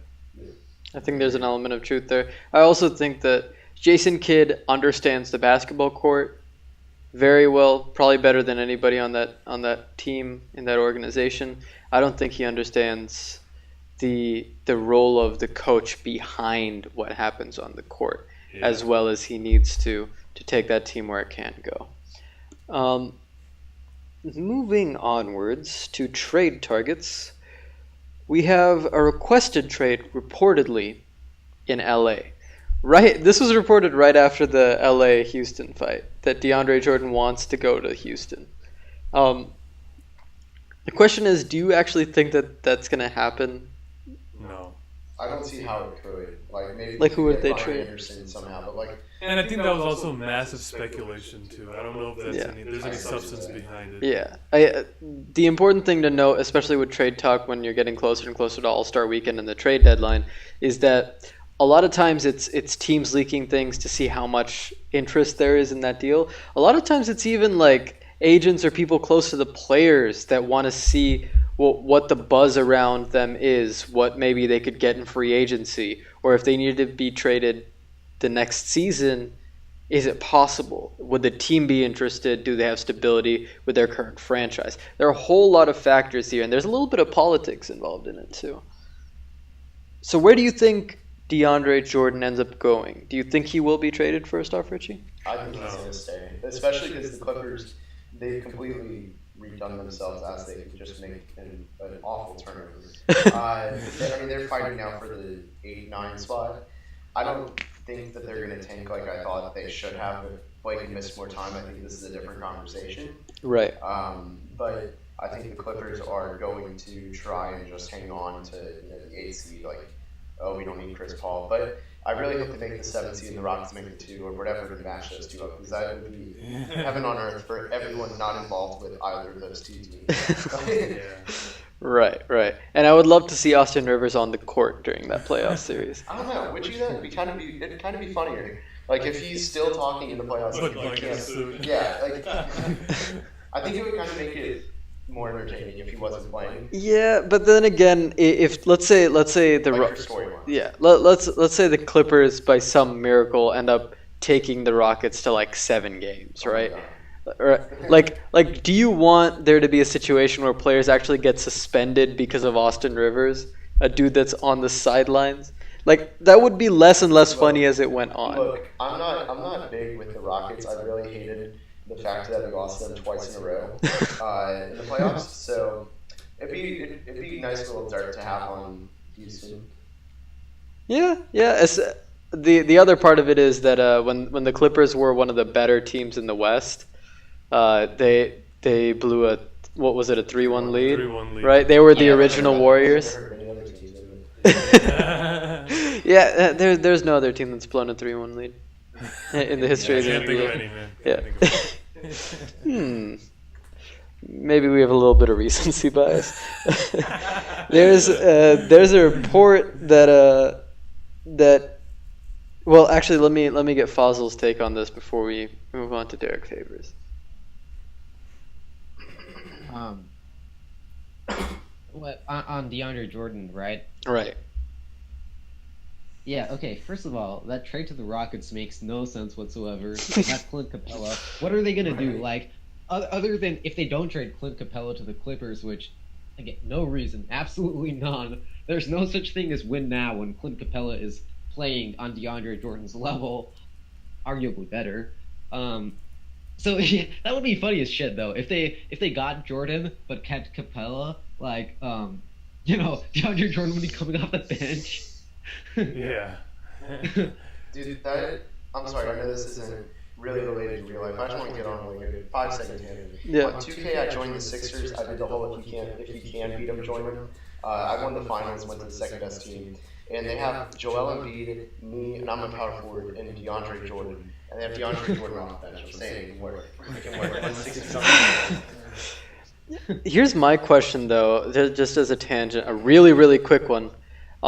Do you think Clint Capella is really, like, that good of a basketball player, or do you think it has to do with the system? I 100% believe that it is because of the system that Houston plays that he gets that many rebounds. He's a very good player. He's a dynamic offensive rebounder, but he is not a 20-20 guy. I don't think he's better than DeAndre Jordan. Yeah, I agree. I don't think I'd be wary if I was a team offering him big bucks in free agency. Imagine him getting $25 million a year. Yeah. I mean, some Mavs people on Twitter were talking about, how they would offer him more money than Noel. Like, I'm sorry, I don't think he fits the Rockets system amazingly, but I think DeAndre Jordan is a better player than Clint Capella at this stage. And I think probably will be, unless, of course, we're proven otherwise. But to be proven otherwise, Clint Capella would be on another team. Right. Yeah, I'm a guilty party on that one. I would definitely pay Clint Capella money. I think he'd be perfect like Tyson Chandler. But where we are now, I don't know if he necessarily fits the timeline. Like if you're a playoff team that's trying to get to that next level, Capella's a really good fit. Just because, rim protecting bigs like that who can play the pick and roll are so valuable. And he serves the role of a rebounding specialist. I take issue with Fossil saying that he's arguably better than DeAndre Jordan right now. I wouldn't say that. Better on the level. On the level, I would even argue that. Yeah, but anyways, we need to move on. The Cavs have. He's only getting away with that because he's not here right now. The Cavs have put it out that they're looking for a big man to help bolster their efforts. Let's forget the fact that they don't practice and that's why their defense is horrendous right now. How would they even assimilate a big man into their team? But Derek Favors is a name that's been floated outside of DeAndre Jordan as somebody that could move to the Cavs. If not Cleveland, where do you think Derek Favors ends up going? Because I think he is somebody that the Jazz are likely to trade at some point. That's a good question. I have one. I have no idea. I have one that's about 3 years outdated, which would be to Orlando. If they traded for Vucevic and they wanted to make one last run, but that would require like a 3-game winning streak right now, which they're on the path to because they're going to beat the Kings. But I think, man, just looking at the teams in the NBA, like, this is tough. The trade market this year is going to be so weird. Like, you're either going to get the 23rd, or I think it was 2014, whenever Enes Kanter was moved. You're going to get something like that where all that stuff just piles in the last day. Or I think you're going to get something like, I think it was last year. Or it was kind of building up, and then the last day it really exploded. Right. But Derek Favors, I mean, that is a tough one. Yeah. He could go to a lot of teams that could use him as I don't want to say as a sixth man, but like not necessarily the primary, even big man on the team. Is he on a $20 million contract right now? He has $12 million, and this isn't expiring. Okay. And someone's going to get him for the playoffs because he's going for a new contract. So I wouldn't want to sign him long term, absolutely not. But I don't know who would take him right now that needs him for the right price. And it's only $12 million, so it's not that hard to get a good. Minnesota could maybe use him off the bench, but Minnesota's a great one. They actually could make it work if I'm not mistaken. Yeah. They have to give up a pick, I'm sure, and they already have theirs outgoing this year to Atlanta. But they could easily do like Derek Favors for. I mean, maybe they could even take Gorgie Jane. Yeah. You can do that and then throw some kind of protected pick. I don't know if Favors could go to any of my other buyers on my list. I have the Lakers, Clippers, Wolves, Pistons, and Hornets. I can't imagine him going to the Hornets, but Yeah, I think the team that trades for him is going to be using him as someone to take them to or at least give them more reinforcements for the playoffs. Definitely. I don't think a bad team is going to be trading for Derek Favors. To be their centerpiece or something. You know what? Devin Harris has once traded for Derek Favors. Yeah, that's true. That's a good point. Yeah, I can't even remember Derek Favors being on the Nets now, but that was a thing once. Wow, that's just crazy to think about. Fossil, Derek Favors, where do you think he will end up going? I've been thinking about this since you guys mentioned him, and I still have no real clue. Like, one part is the contract, like, the contract situation. It's 12 million, which isn't so bad, but of course he's expiring. But the other part is like his game. It's one thing to trade to a team that like is good and wants to get better. Speaking of Derek Favors, We're watching him intently on TV right now. But it's another thing to trade him to a team that like needs somebody like him, like his skill set. This would be so much easier to even mid-range, but or hell, 3 of course, but still, like, maybe he has a post-up game. I'm honestly not too sure about that. I do know he's good in the rim, right? Yeah. He plays solid defense. But he's kind of built up a post game, but it's not super reliable. Yeah. And he's starting to shoot threes this year. And in Utah, like the past couple of seasons, every now and then he's had a season where he starts off where at some point is like, gets real good.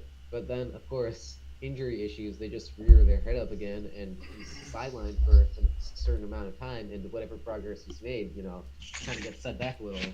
So it's tough to project, what he can do and what he will end up being good at. Because on some level, I don't think he's done developing, but on another level, like, probably what you see is what you get. So in terms of like the little things he can add to his game at this point in his career, I feel like that's more crucial to whoever wants to take a chance on him.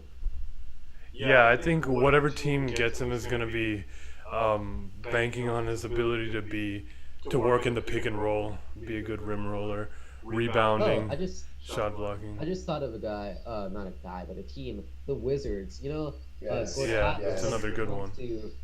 He wants to retire with Orlando. He doesn't see himself playing past next season. So you could work out a deal where Gortat goes to like, Orlando. Orlando sends out, I don't know who. Would Vucevic end up going to Jazz? Jazz, there you go. That's actually a deal I could. There it is. Dude, I can see that happening. That's actually a really good idea, Fossil. Thanks. I just came up with that. Wait, did Gortat ever say that he wants to retire with Orlando? He would know. Of all people, Richie would know. That's pretty cool. A lot of people love saying that, and then the second you go, they break out in fights. I mean, it's something crazy. I'd like to see that. That would be cool. Yeah, he loved it. Too bad they didn't let him stay there. He didn't let him. Yeah.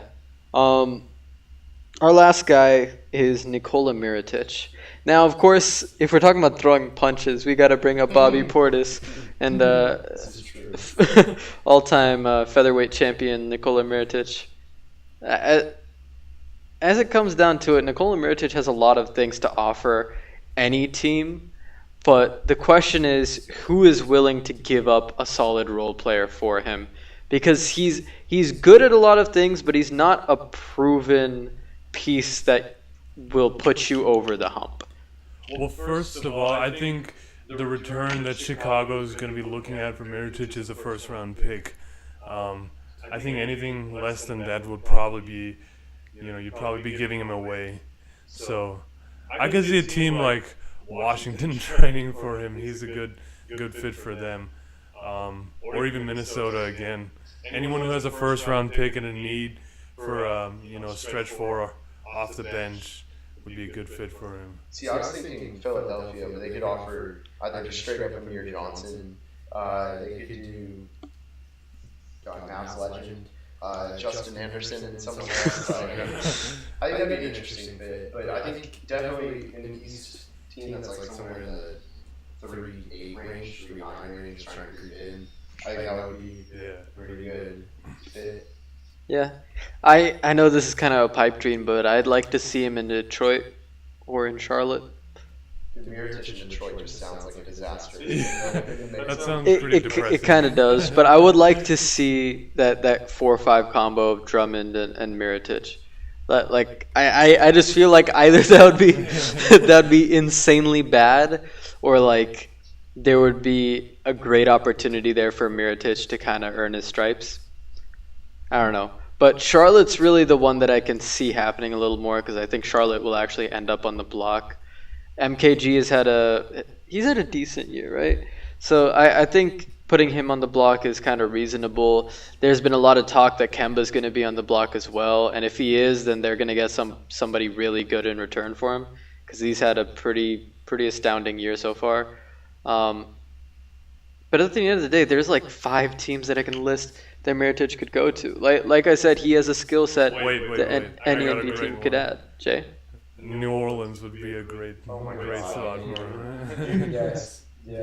I can get behind that. Spiritual replacement to Ryan Anderson.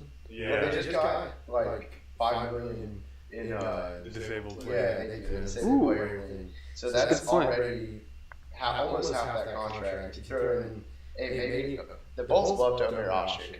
I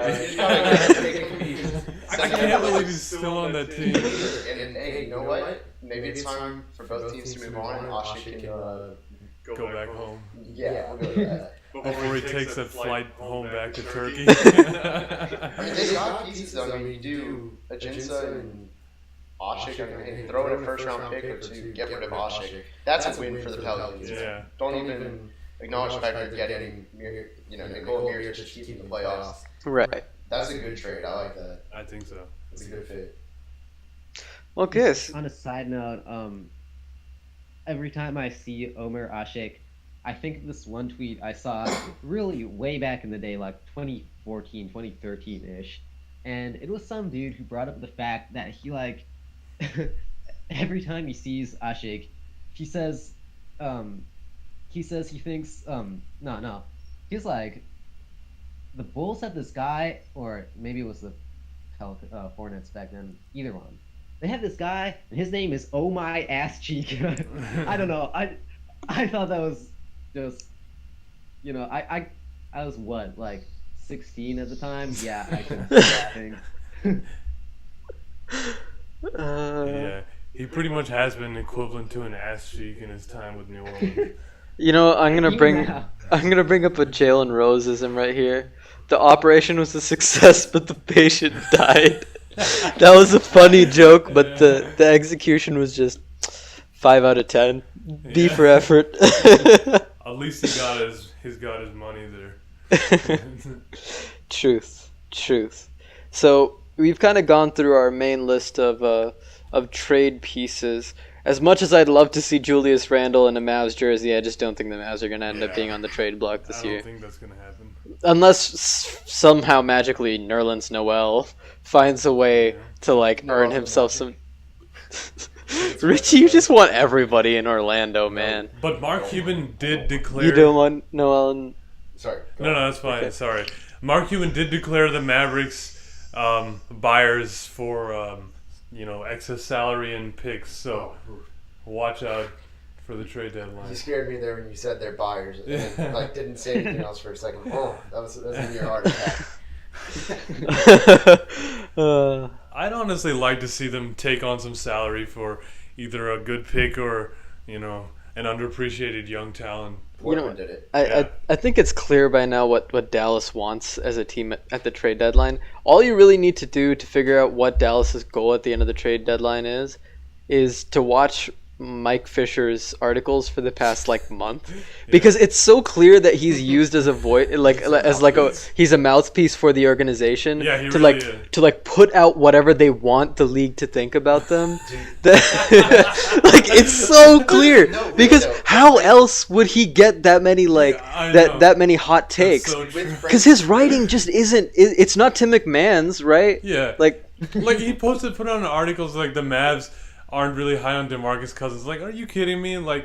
They would. I don't think they would wait for him to come at a discount price. If he said, "Hey, Mark Cuban, I want to sign with the Mavericks," they wouldn't think twice about it. Exactly. Despite all his attitude issues, he's a great player, and they wouldn't mind signing him. Yeah, and I was gonna say, last summer I put something out calling Mike Fisher. Not calling him out because he wasn't doing anything wrong, right? But kind of calling the Mavs out through Mike Fisher. And I was saying, look, Mike Fisher is saying, man, Frank Ntilikina. Yeah, I know. They love him. They would not take anyone else. He did not once mention that this is a smokescreen for Denver. Right, and that's what I called him out on. And I was like, look, this is a smokescreen, and And some people are like, dude, like you're not even there. Like, why are you saying this? And I'm like, it's really easy to pick up on that. Exactly. And the Mavs completely exploited him because teams don't want to reveal their draft strategy. Like that alone was fishy. Yeah. But the fact that he's like, I talked to Mark Cuban, like that was the biggest giveaway that he's kind of their mouthpiece, which is good.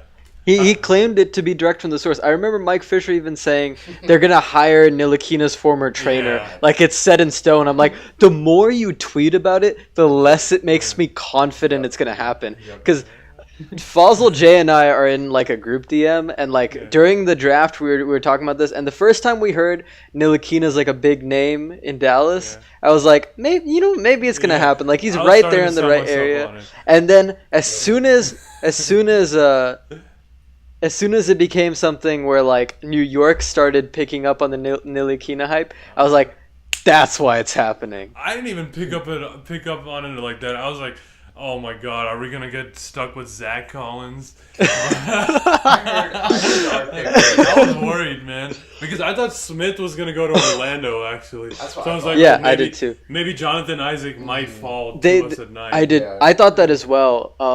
But at the same time, Orlando did this weird thing where they gave Dennis a verbal guarantee, like, if you're there, we'll pick you.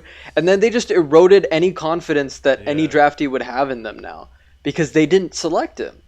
Did they say the same thing to Jonathan Isaac? If then, they're duplicitous. But those are just the draft shenanigans. Like, we don't need to get into it. With Dennis, he was clearly most comfortable with the Mavericks, and this is where he wanted to be. Because he did an interview with Yahoo where he was like, he went to New York and was going to work out, but then they wanted to do a physical, and that was something that he wasn't willing to do. And then he came to Dallas, and they treated him well, and it became clear that this is the place that he wanted to be. I mean, Phil Jackson fell asleep in the middle of one of the pre-draft workouts. Yeah, I know. Like, that just... Come on, man. Gross negligence on the highest level. I mean, and back to Phil Jackson, one last thing. Dude, Mark Cuban like completely played him into that one. Like, props to him. Like, this was like a classic tight-lipped Mavs front office job, but this time it worked to perfection. Usually in previous years we would get it leaked right before something happened. This time I don't think many people saw it coming. I certainly didn't. That baby driver short that they have that the Mavs have, yeah, right, with Dennis Smith. Yeah. Like, I feel like there should be a cut of that where the heist, like, they show who they're robbing, and it has to be Phil Jackson. Yeah. Like, I feel like that's like the implied like heist in that story for that fake trailer. The funny thing is they did this similar thing to Boston when they were drafting Dirk. I don't know the exact story, I remember this. but I know that Boston kind of wanted him, but the Mavericks were really quiet about their interest in Dirk, with the hopes that he would slip past Boston, because I think Boston was picking right before them at 8.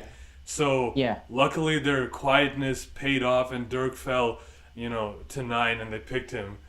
But he was picked by the Bucks. Oh yeah, sorry, he was picked by the Bucks. But that deal. That was back when like they would make the deal, the team would pick for them. And then they would trade. So the deal was already prearranged, but they wanted Dirk to fall to 9 to Milwaukee, and so in order for that to happen, they had to keep quiet about it. So the parallels between Dirk and Dennis run deeper than just being the 9th pick. Oh yeah. And I think the ace in the hole is definitely the fact that Ntilikina was drafted by New York. Yeah. And now they're stuck. I mean, he's a good player. Don't get me wrong. Like, he definitely has fine-tuned skills, but he's not Dennis Smith. Yeah. Dennis Smith is going to be a star. Yeah. Flat out, base level. Like, how far he goes is still up in the air, but the kid's proven that he's got the oomph in him to be like one of the West's top point guards.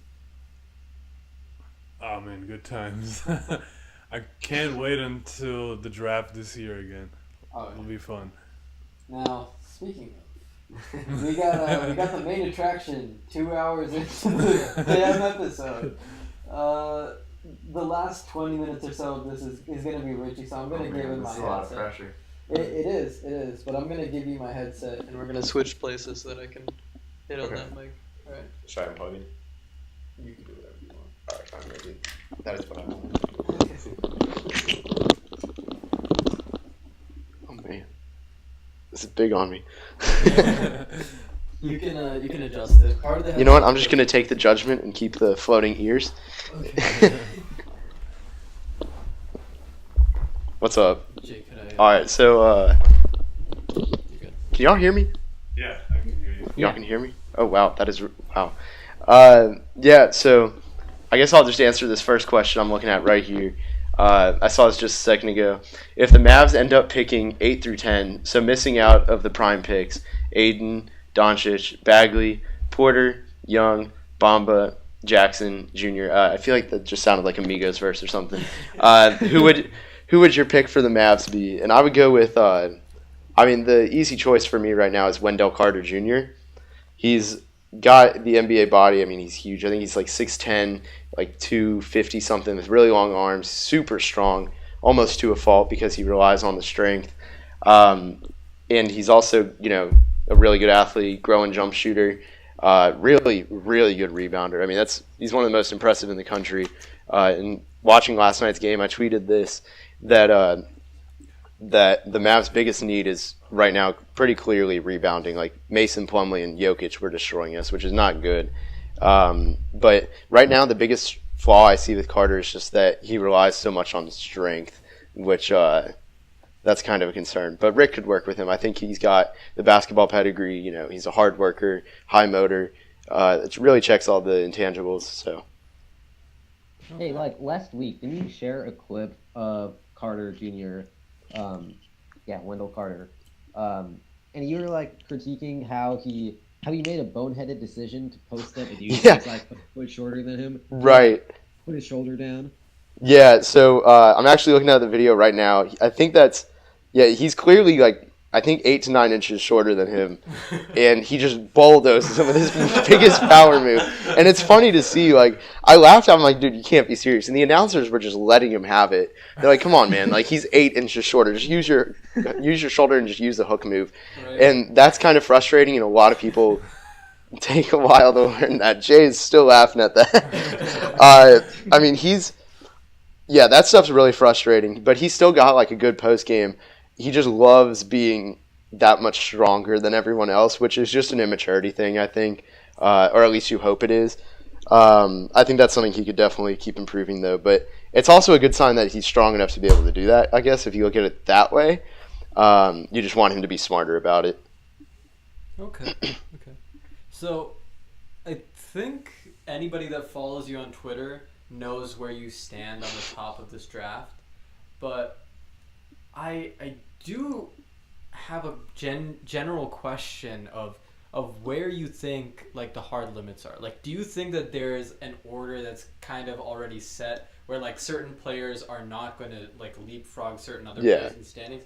And especially for the top 10, where do you think those are? All right, so I'd say, depending on who picks where, I think it's pretty clear that the first 4 picks are going to actually. I'd say the first 3 picks. I think there's absolutely no chance that the top 3 picks, if everything holds as it is right now, are not DeAndre, Aiden, Bagley, and Doncic in some order. I think there's absolutely no way. As much as Trae Young is gaining traction, and Orlando might be his absolute best fit, and they have the number 1 odds right now, I still think there's even better options than him, which is remarkable because that speaks volumes to how great the class is. Like Luka Doncic would be the absolute perfect player for Orlando. Granted, if any Orlando Magic fan is hearing that is not something you want to hear because Mario Hezonja was a European pick they got in the top 5. Fran Vasquez never played for them, was one of their top picks. They haven't had a really good track record with Europeans. But besides that, I think the leapfrogging might start around 5. I think there's going to be a team who's going to be low on Bamba just because, I mean, he is so skinny. And I don't think De'Aaron Fox last year was really skinny, but I think he was really strong. He showed it in game. He could finish at the rim, and he could use his strength in game. I haven't seen that from Bamba. Like when I went to the Kansas game, one of the players that I was watching, one of the players I was watching was Udoka Azubuike, who is a freak of nature. He saw him up close and personal. That was incredibly nerve-wracking. I was intimidated, And he's 6'11", 7'6" wingspan, close to 300 pounds, just absolutely freakishly strong. And when he was playing out there, he was by far the toughest person on the court, like most physical.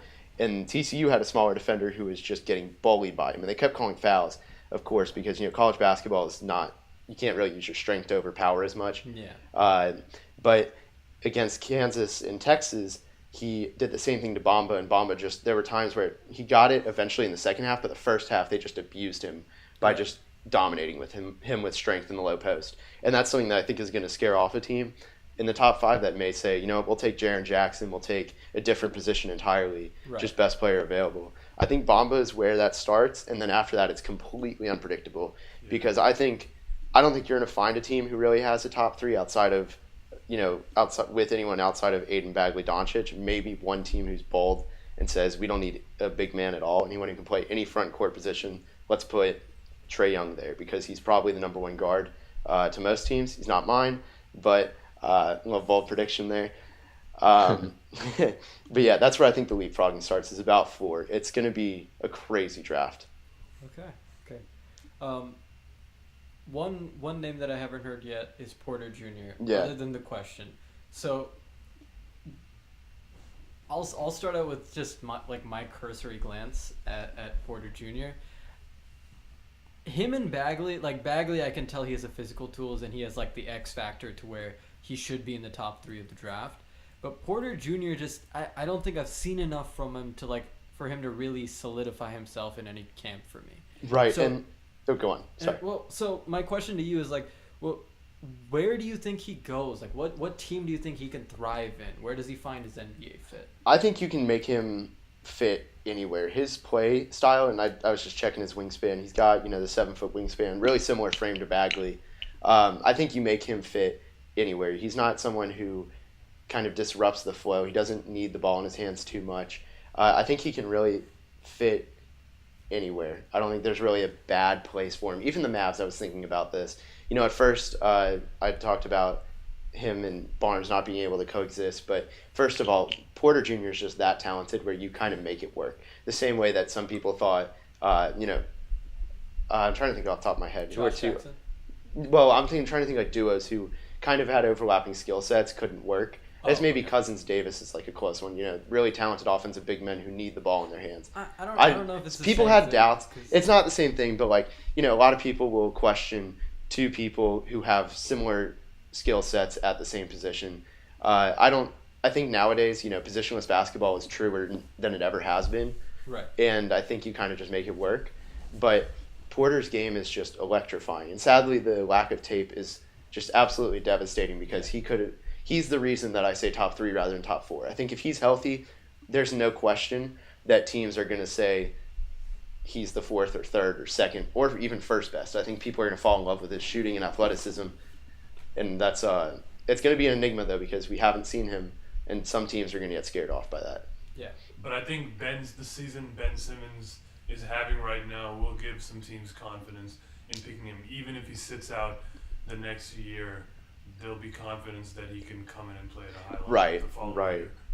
Right. I completely agree with that. Yeah, Ben Simmons he dominated in college when he played too, but didn't he miss some time? I feel like he did. I feel like he missed a solid few weeks. At LSU? Yeah. I think maybe he missed some exhibition games. It's so long Yeah. ago now and because he redshirted one season that I can't remember, but you could probably look it up. Yeah. Let me look. I'm actually really curious. No, he played 33 games. That's a full season. I guess, I don't know. That's interesting. I don't know where I got that from. Excuse me. I guess they didn't make the tournament, so Yeah. it feels like that. Yeah. Well, I guess I'm no longer qualified to take any more questions. Thank you. Thanks for listening. So we've heard what your distinction is on the centers. Yeah. I'll toot my own horn for a little bit. I think that I have a decent eye test. I watch enough NBA film to where I know what a good NBA big does to get his position against similarly sized players. And so I know what makes, let's say, Dwight Howard good versus when he makes mistakes. Mm-hmm. I know from watching Joel Embiid footage, how a post game can factor into the modern pick and roll game. So I was super high on DeAndre Ayton, even though it was just exhibition games. And you talked about this earlier in the podcast, where he's not facing NBA level competition, so you can't really say, oh, he's going to be making all these mid range shots, he's going to be making 3-pointers, he's going to have 20 rebounds a night. But from the way that he's looking for his opportunities, I just knew this is a guy that's going to be in the top 3 no matter what. Like, he has the instincts to be a very, very good player in his rookie year.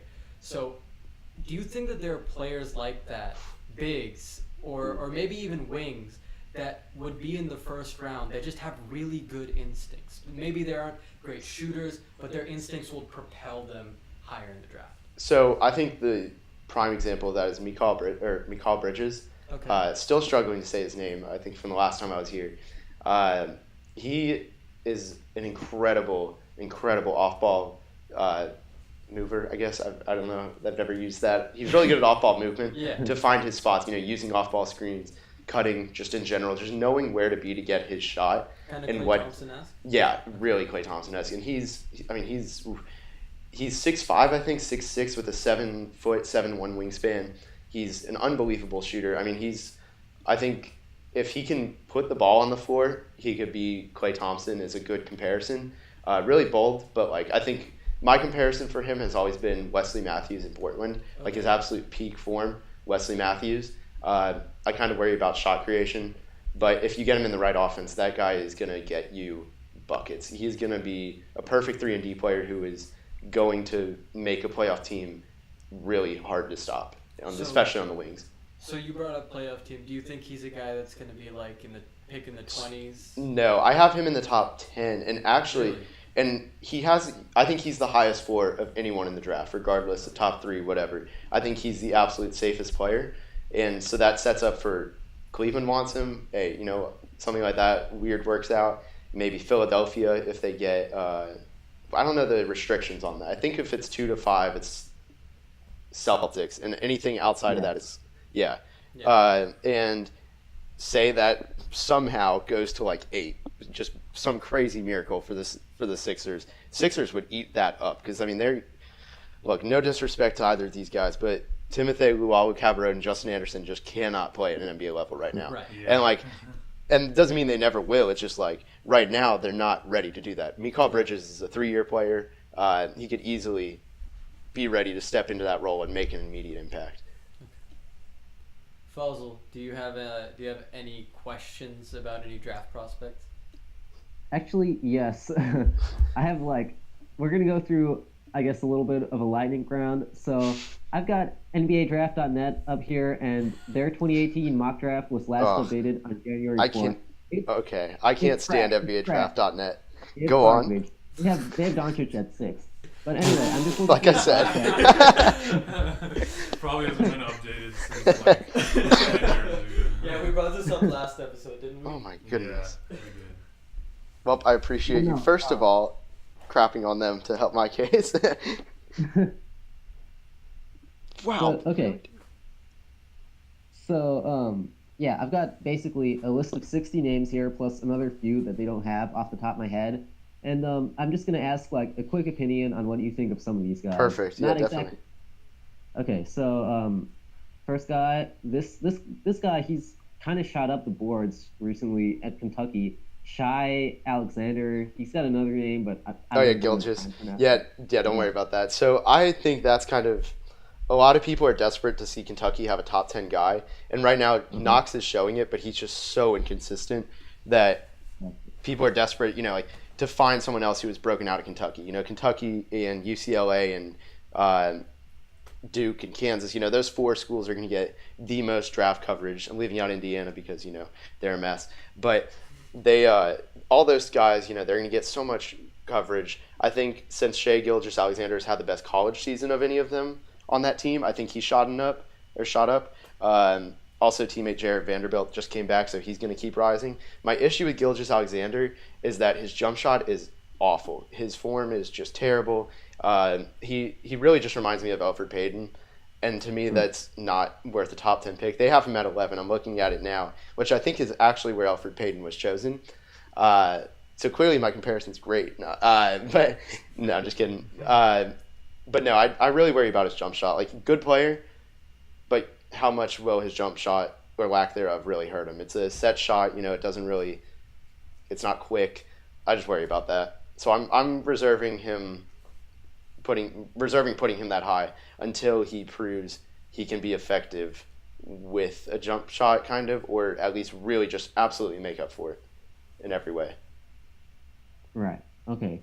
So next dude, Robert Williams at Texas A&M. Ooh. So Robert Williams has fallen off for me. I'm pulling up my scouting report on him. He did not show up against DeAndre Ayton. I mean, DeAndre Ayton made him look like a high schooler. It was bad. And Robert Williams, he was a projected top 10 pick entering the year.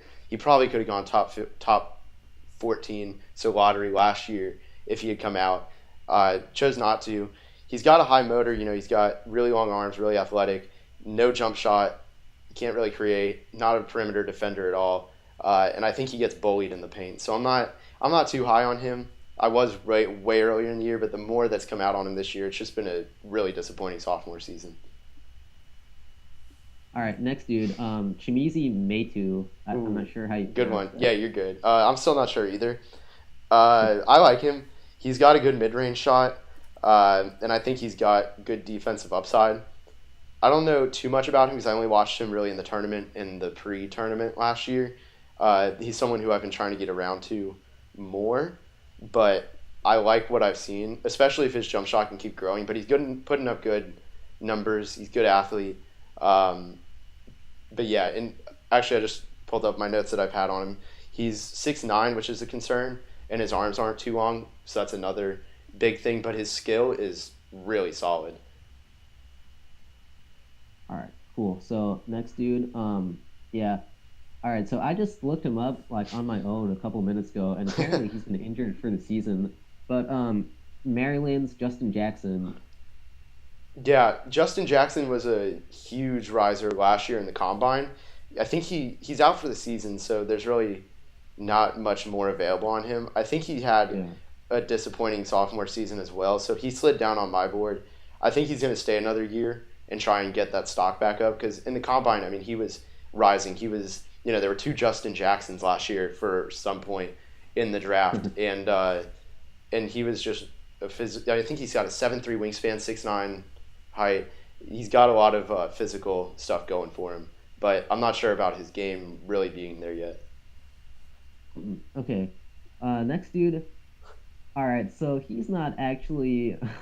He's already gone undrafted, but just I'm gonna take a minute to talk about Jameel Warney, who's on the Legends. Dude, yes, go on. Look, I really think it's a travesty he has not been on an NBA team yet. He's been putting up stats. He's just as good as Motley, in my opinion. I completely agree. It's a real shame he isn't in the NBA. Like, he was the Team USA men's basketball player of the year. Right, with the Pan Am games or something like that. Yeah, he's really good. Jameel Warney, he was amazing at Stony Brook. I think he averaged like 20 and 10. And he's done nothing really to show that he can't translate. Like, he's shown that his game is going to work. Yeah. I'd love for the Mavs to give him a chance, but I don't know if they will. I mean, they've had control of him forever. The Clippers gave him a shot, I think, over the summer. Yeah. It's amazing that he's not on an NBA team. I'm actually going to the Legends game Friday, checking out my boy Motley, see if he's the real deal. Yeah. I just want to say one thing about Motley is obviously he's been going against D-League talent, but I think we may have something in him. Yep. I think some of that will definitely translate to the NBA, what he's doing down there in Frisco. Yeah, but with Warney, it really is a shame that he's not in the NBA yet. Like, that's long overdue. Yeah. The biggest criticism. Huh? Keep going, Father. I was gonna ask you something about Motley because Motley's physical tools, just in comparison with Nerlens Noel, it's kind of crazy to think about. Like, everybody said Nerlens Noel was going to be like a mini Tyson Chandler for us, and like he's just catastrophically failed at that goal. Yeah. But Motley just seems to be in the right place in his career right now, to where he not only is he growing like physically, but like he started to understand the pace at which the NBA game is played. And like you can see that with him getting rebounds and running in transition. Like I've been watching his Legends highlights for like weeks now, and every single time it pops up on my feed, I look at it and there are more and more transition buckets. And half of that has to do with like the Legends being a pretty decent defensive team in the D League or G League now, I guess. Yeah. But the other half is how many of them are off of rebounds, and I just keep seeing them increasing month after month. Yep. Yeah, Motley, he was such a different player in the summer league. Like he wasn't explosive at all. I think he was still recovering from his knee injury and, you know, scared to use his explosiveness. And he was playing under the basket, but now that's just he's completely wiped that away, and he's just been a freak athlete in the G League. I love it. I'm really excited to see him in person because the highlights, you know, they're nice, but I want to see, like, you know, what he's doing right, what he's doing wrong, even though G League is kind of hard to evaluate with that because it's so offensive heavy. Yeah. One guy that's probably going to go in the top 10, or obviously will go in the top 10, that I think people haven't been talking about as much as Miles Bridges from Michigan State. I think last year he was talked about more, but then he decided to stay for a sophomore season. But, I mean, so far looking at the numbers, you know, he carries the scoring burden for Michigan State and also is a pretty solid rebounder for his position and size. So my question to you, I guess, is how do you think he projects in the NBA game, and where in the order do you think he'll go? So I worry about his game translating into one specific area because, you know, he's a really, really athletic guy, and he can rebound. But his jump shot, I worry about that translating. That's really what's going to be making or breaking him. I still think he goes lottery, no doubt. And whoever drafts him has to decide, are you going to play him as a 3 or a 4 or both, which I think is the best thing, give him kind of Harrison Barnes treatment. I have him as my number 12 player, right behind Kevin Knox. I mean, his athleticism, he has so much upside just because of his athleticism. Pretty sure he's got great length. He's a good rebounder, and if he can shoot, what's there not to like? You know, he understands the game. I think he's gonna eventually learn. He just may not have it right now, and that's kind of something people are impatient with. They'll say, oh, you know, he doesn't have it right now, he's never gonna be good. And if someone's patient with him, I think they're gonna get a good product. And then, sorry, one more guy was Colin Sexton. Ooh, yes. Looking at his numbers, I think he projects as a good scorer, but the lack of assists is concerning. But of course, he's playing on Alabama, and you know, even in college, it's a little bit difficult to get assists. So, do you think that's a concerning statistic, his lack of assists, or will that translate better to the end? So I think yes, it is kind of concerning because it goes into a few things. One, in high school, I remember seeing this on Draft Express like a year ago, that in high school he averaged, I think it was 1.8 or 1.2 assists a game.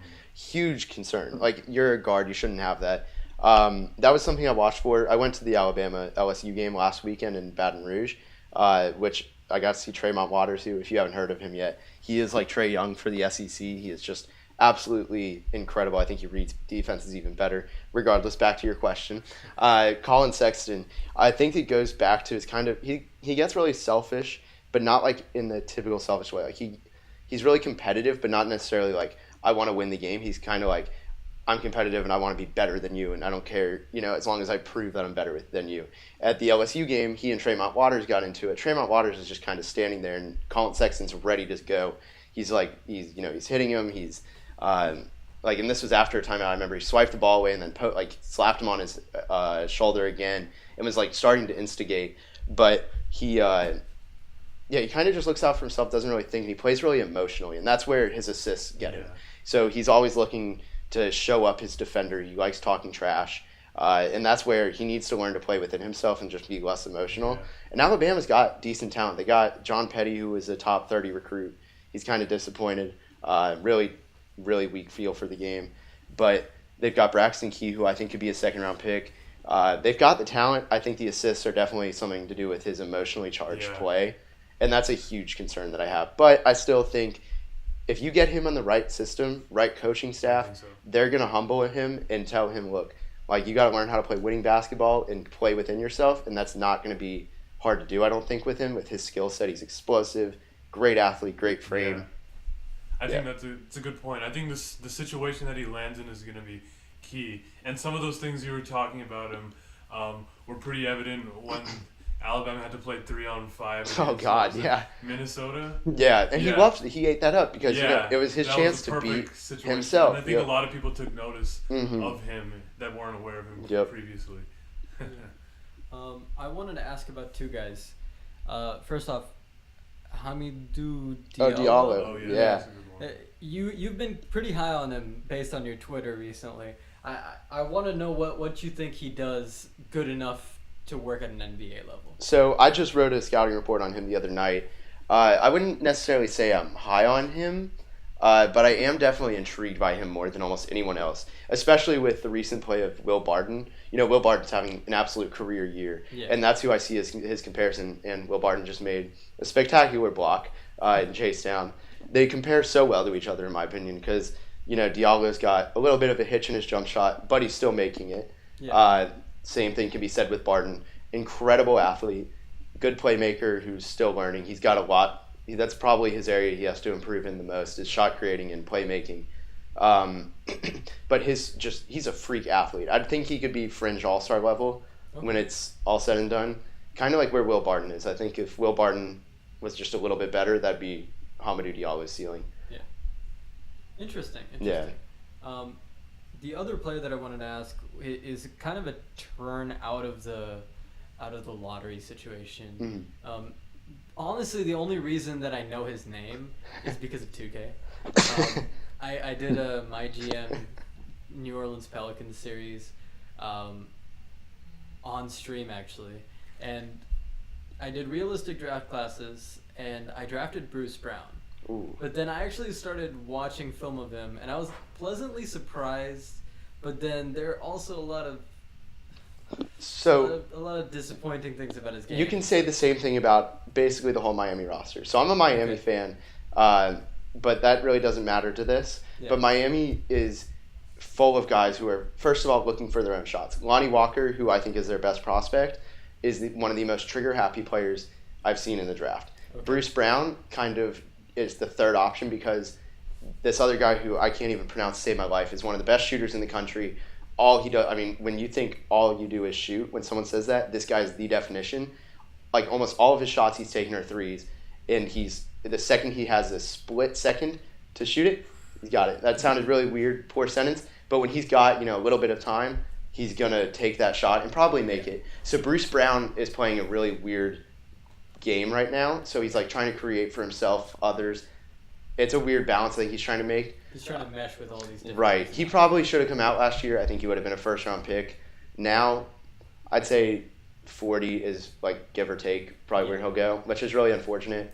But, yeah, that whole team it's an interesting situation, and I think that's really going to impact their draft stock. That system is bizarre.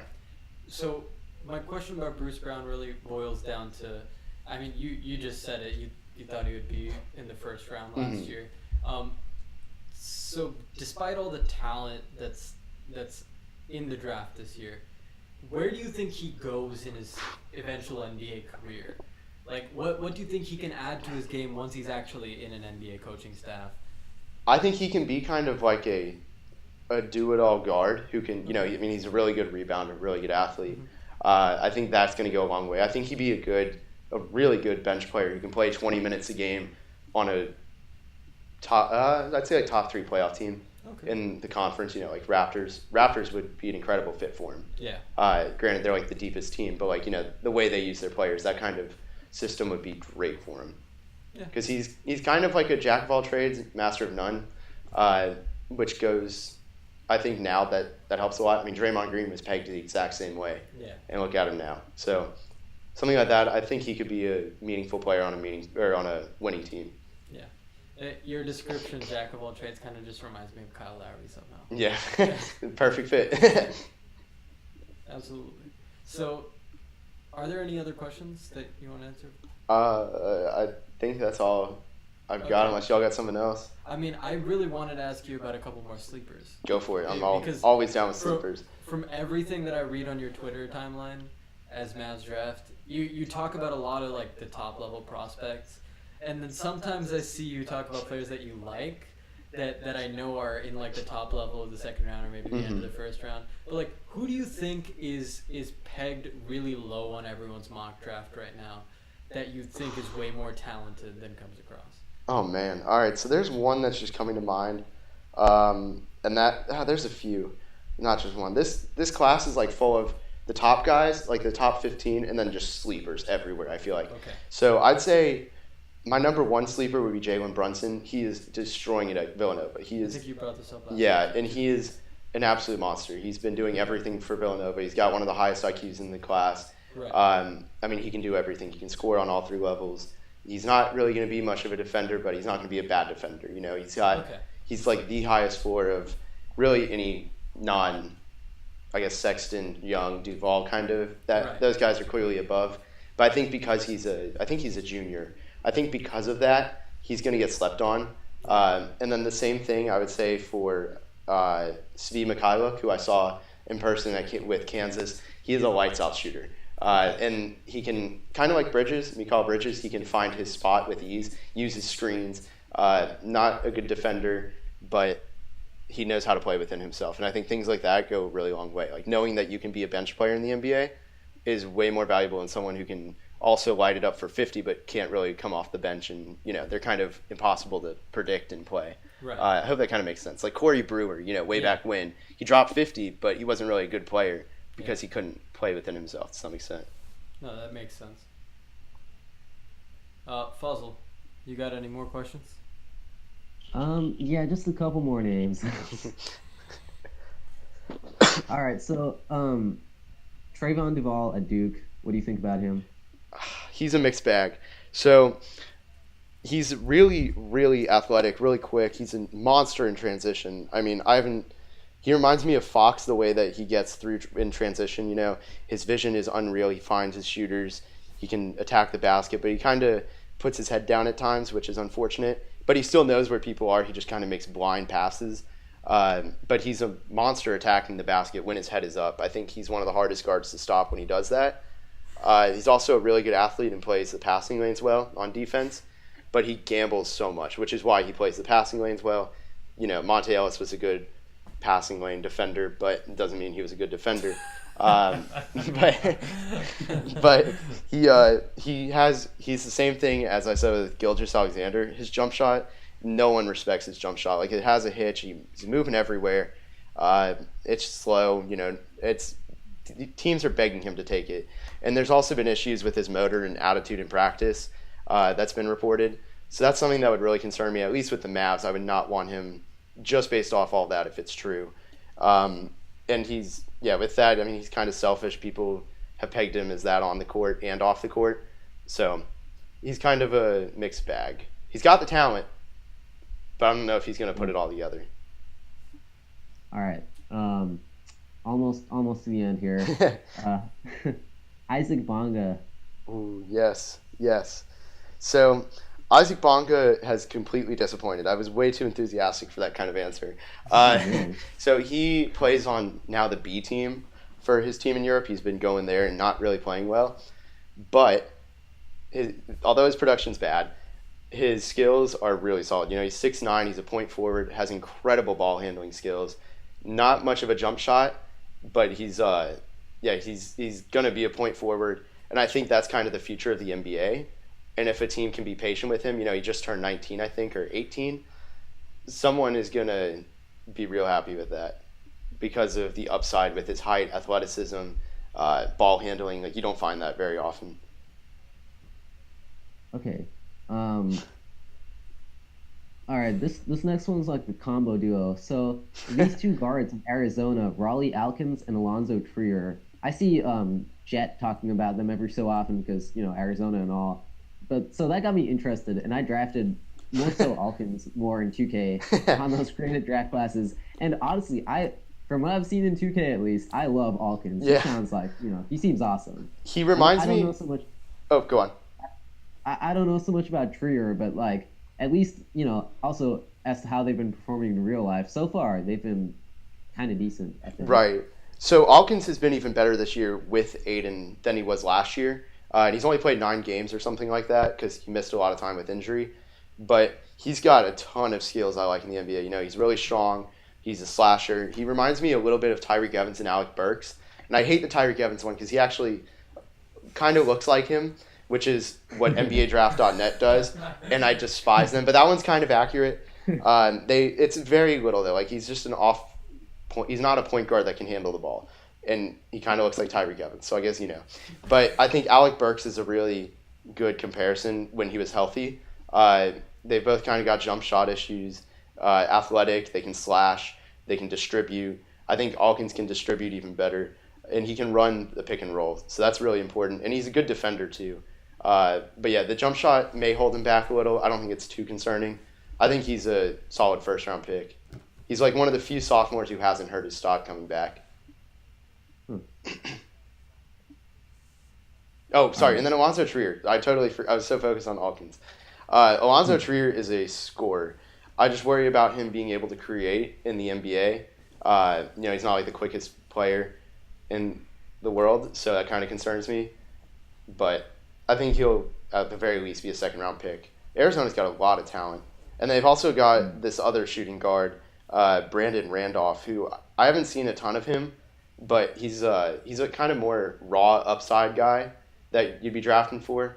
Really athletic, has been able to make some plays. He can kind of play on the glass. Arizona's got good talent. Like, they're a must-watch, especially come tournament time. All right, this is the penultimate one for me.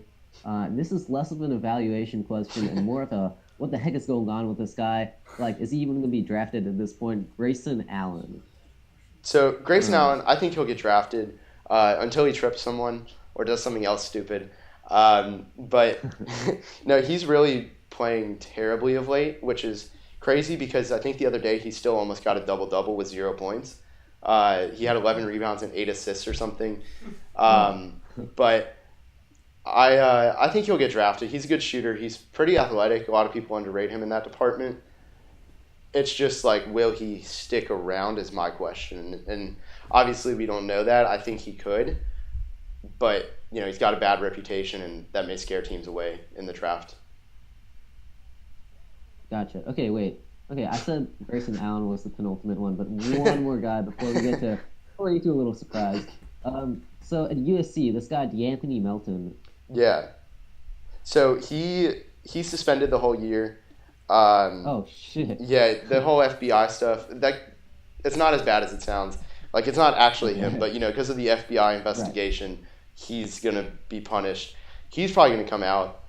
His teammate, Jordan McLaughlin, I think that's how you say it, he has had a really good year, and he's a 4-year player, absolutely benefited by this a bunch. He's averaging 13 and 7, just about 13 and 8 on almost 50% shooting and 46% from 3. So this guy is really taking a boost in stock. But DeAnthony Melton will definitely get a look. My friend Jared wrote about him as a guest on Mavs Draft. He knows a lot more about him, honestly, than I do, because, like I said, I barely watched USC last year, and that was his freshman year, and he hasn't played at all this year, so there's very limited stuff on him. But I think he'll probably get a look in Summer League. There's no way he comes back. Like, no one really wants to come back after being investigated by the FBI. So, as far as I'm concerned, at least. All right. And I really, last and go for definitely it. not least. Keep going. I'm fine with it. We kind of need to wrap up. But yeah. Yeah.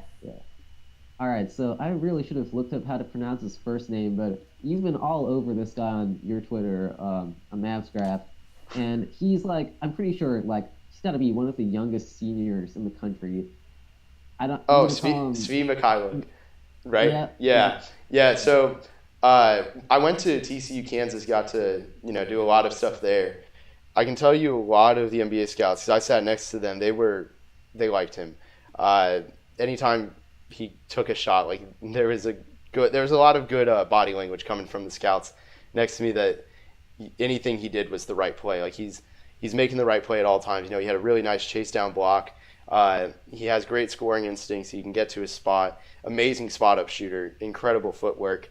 He's going to be probably a mid-second round pick, but whoever gets him is going to have someone who's going to immediately contribute from game one, not a lot of rookies are able to come from game one. They may come in game 50 or something. Mikhailik's going to be there game one, and he's got a lot of good coaching under his belt. He's a really high character guy. He's gonna be good in the league. Nice. All right, that's all I have for you.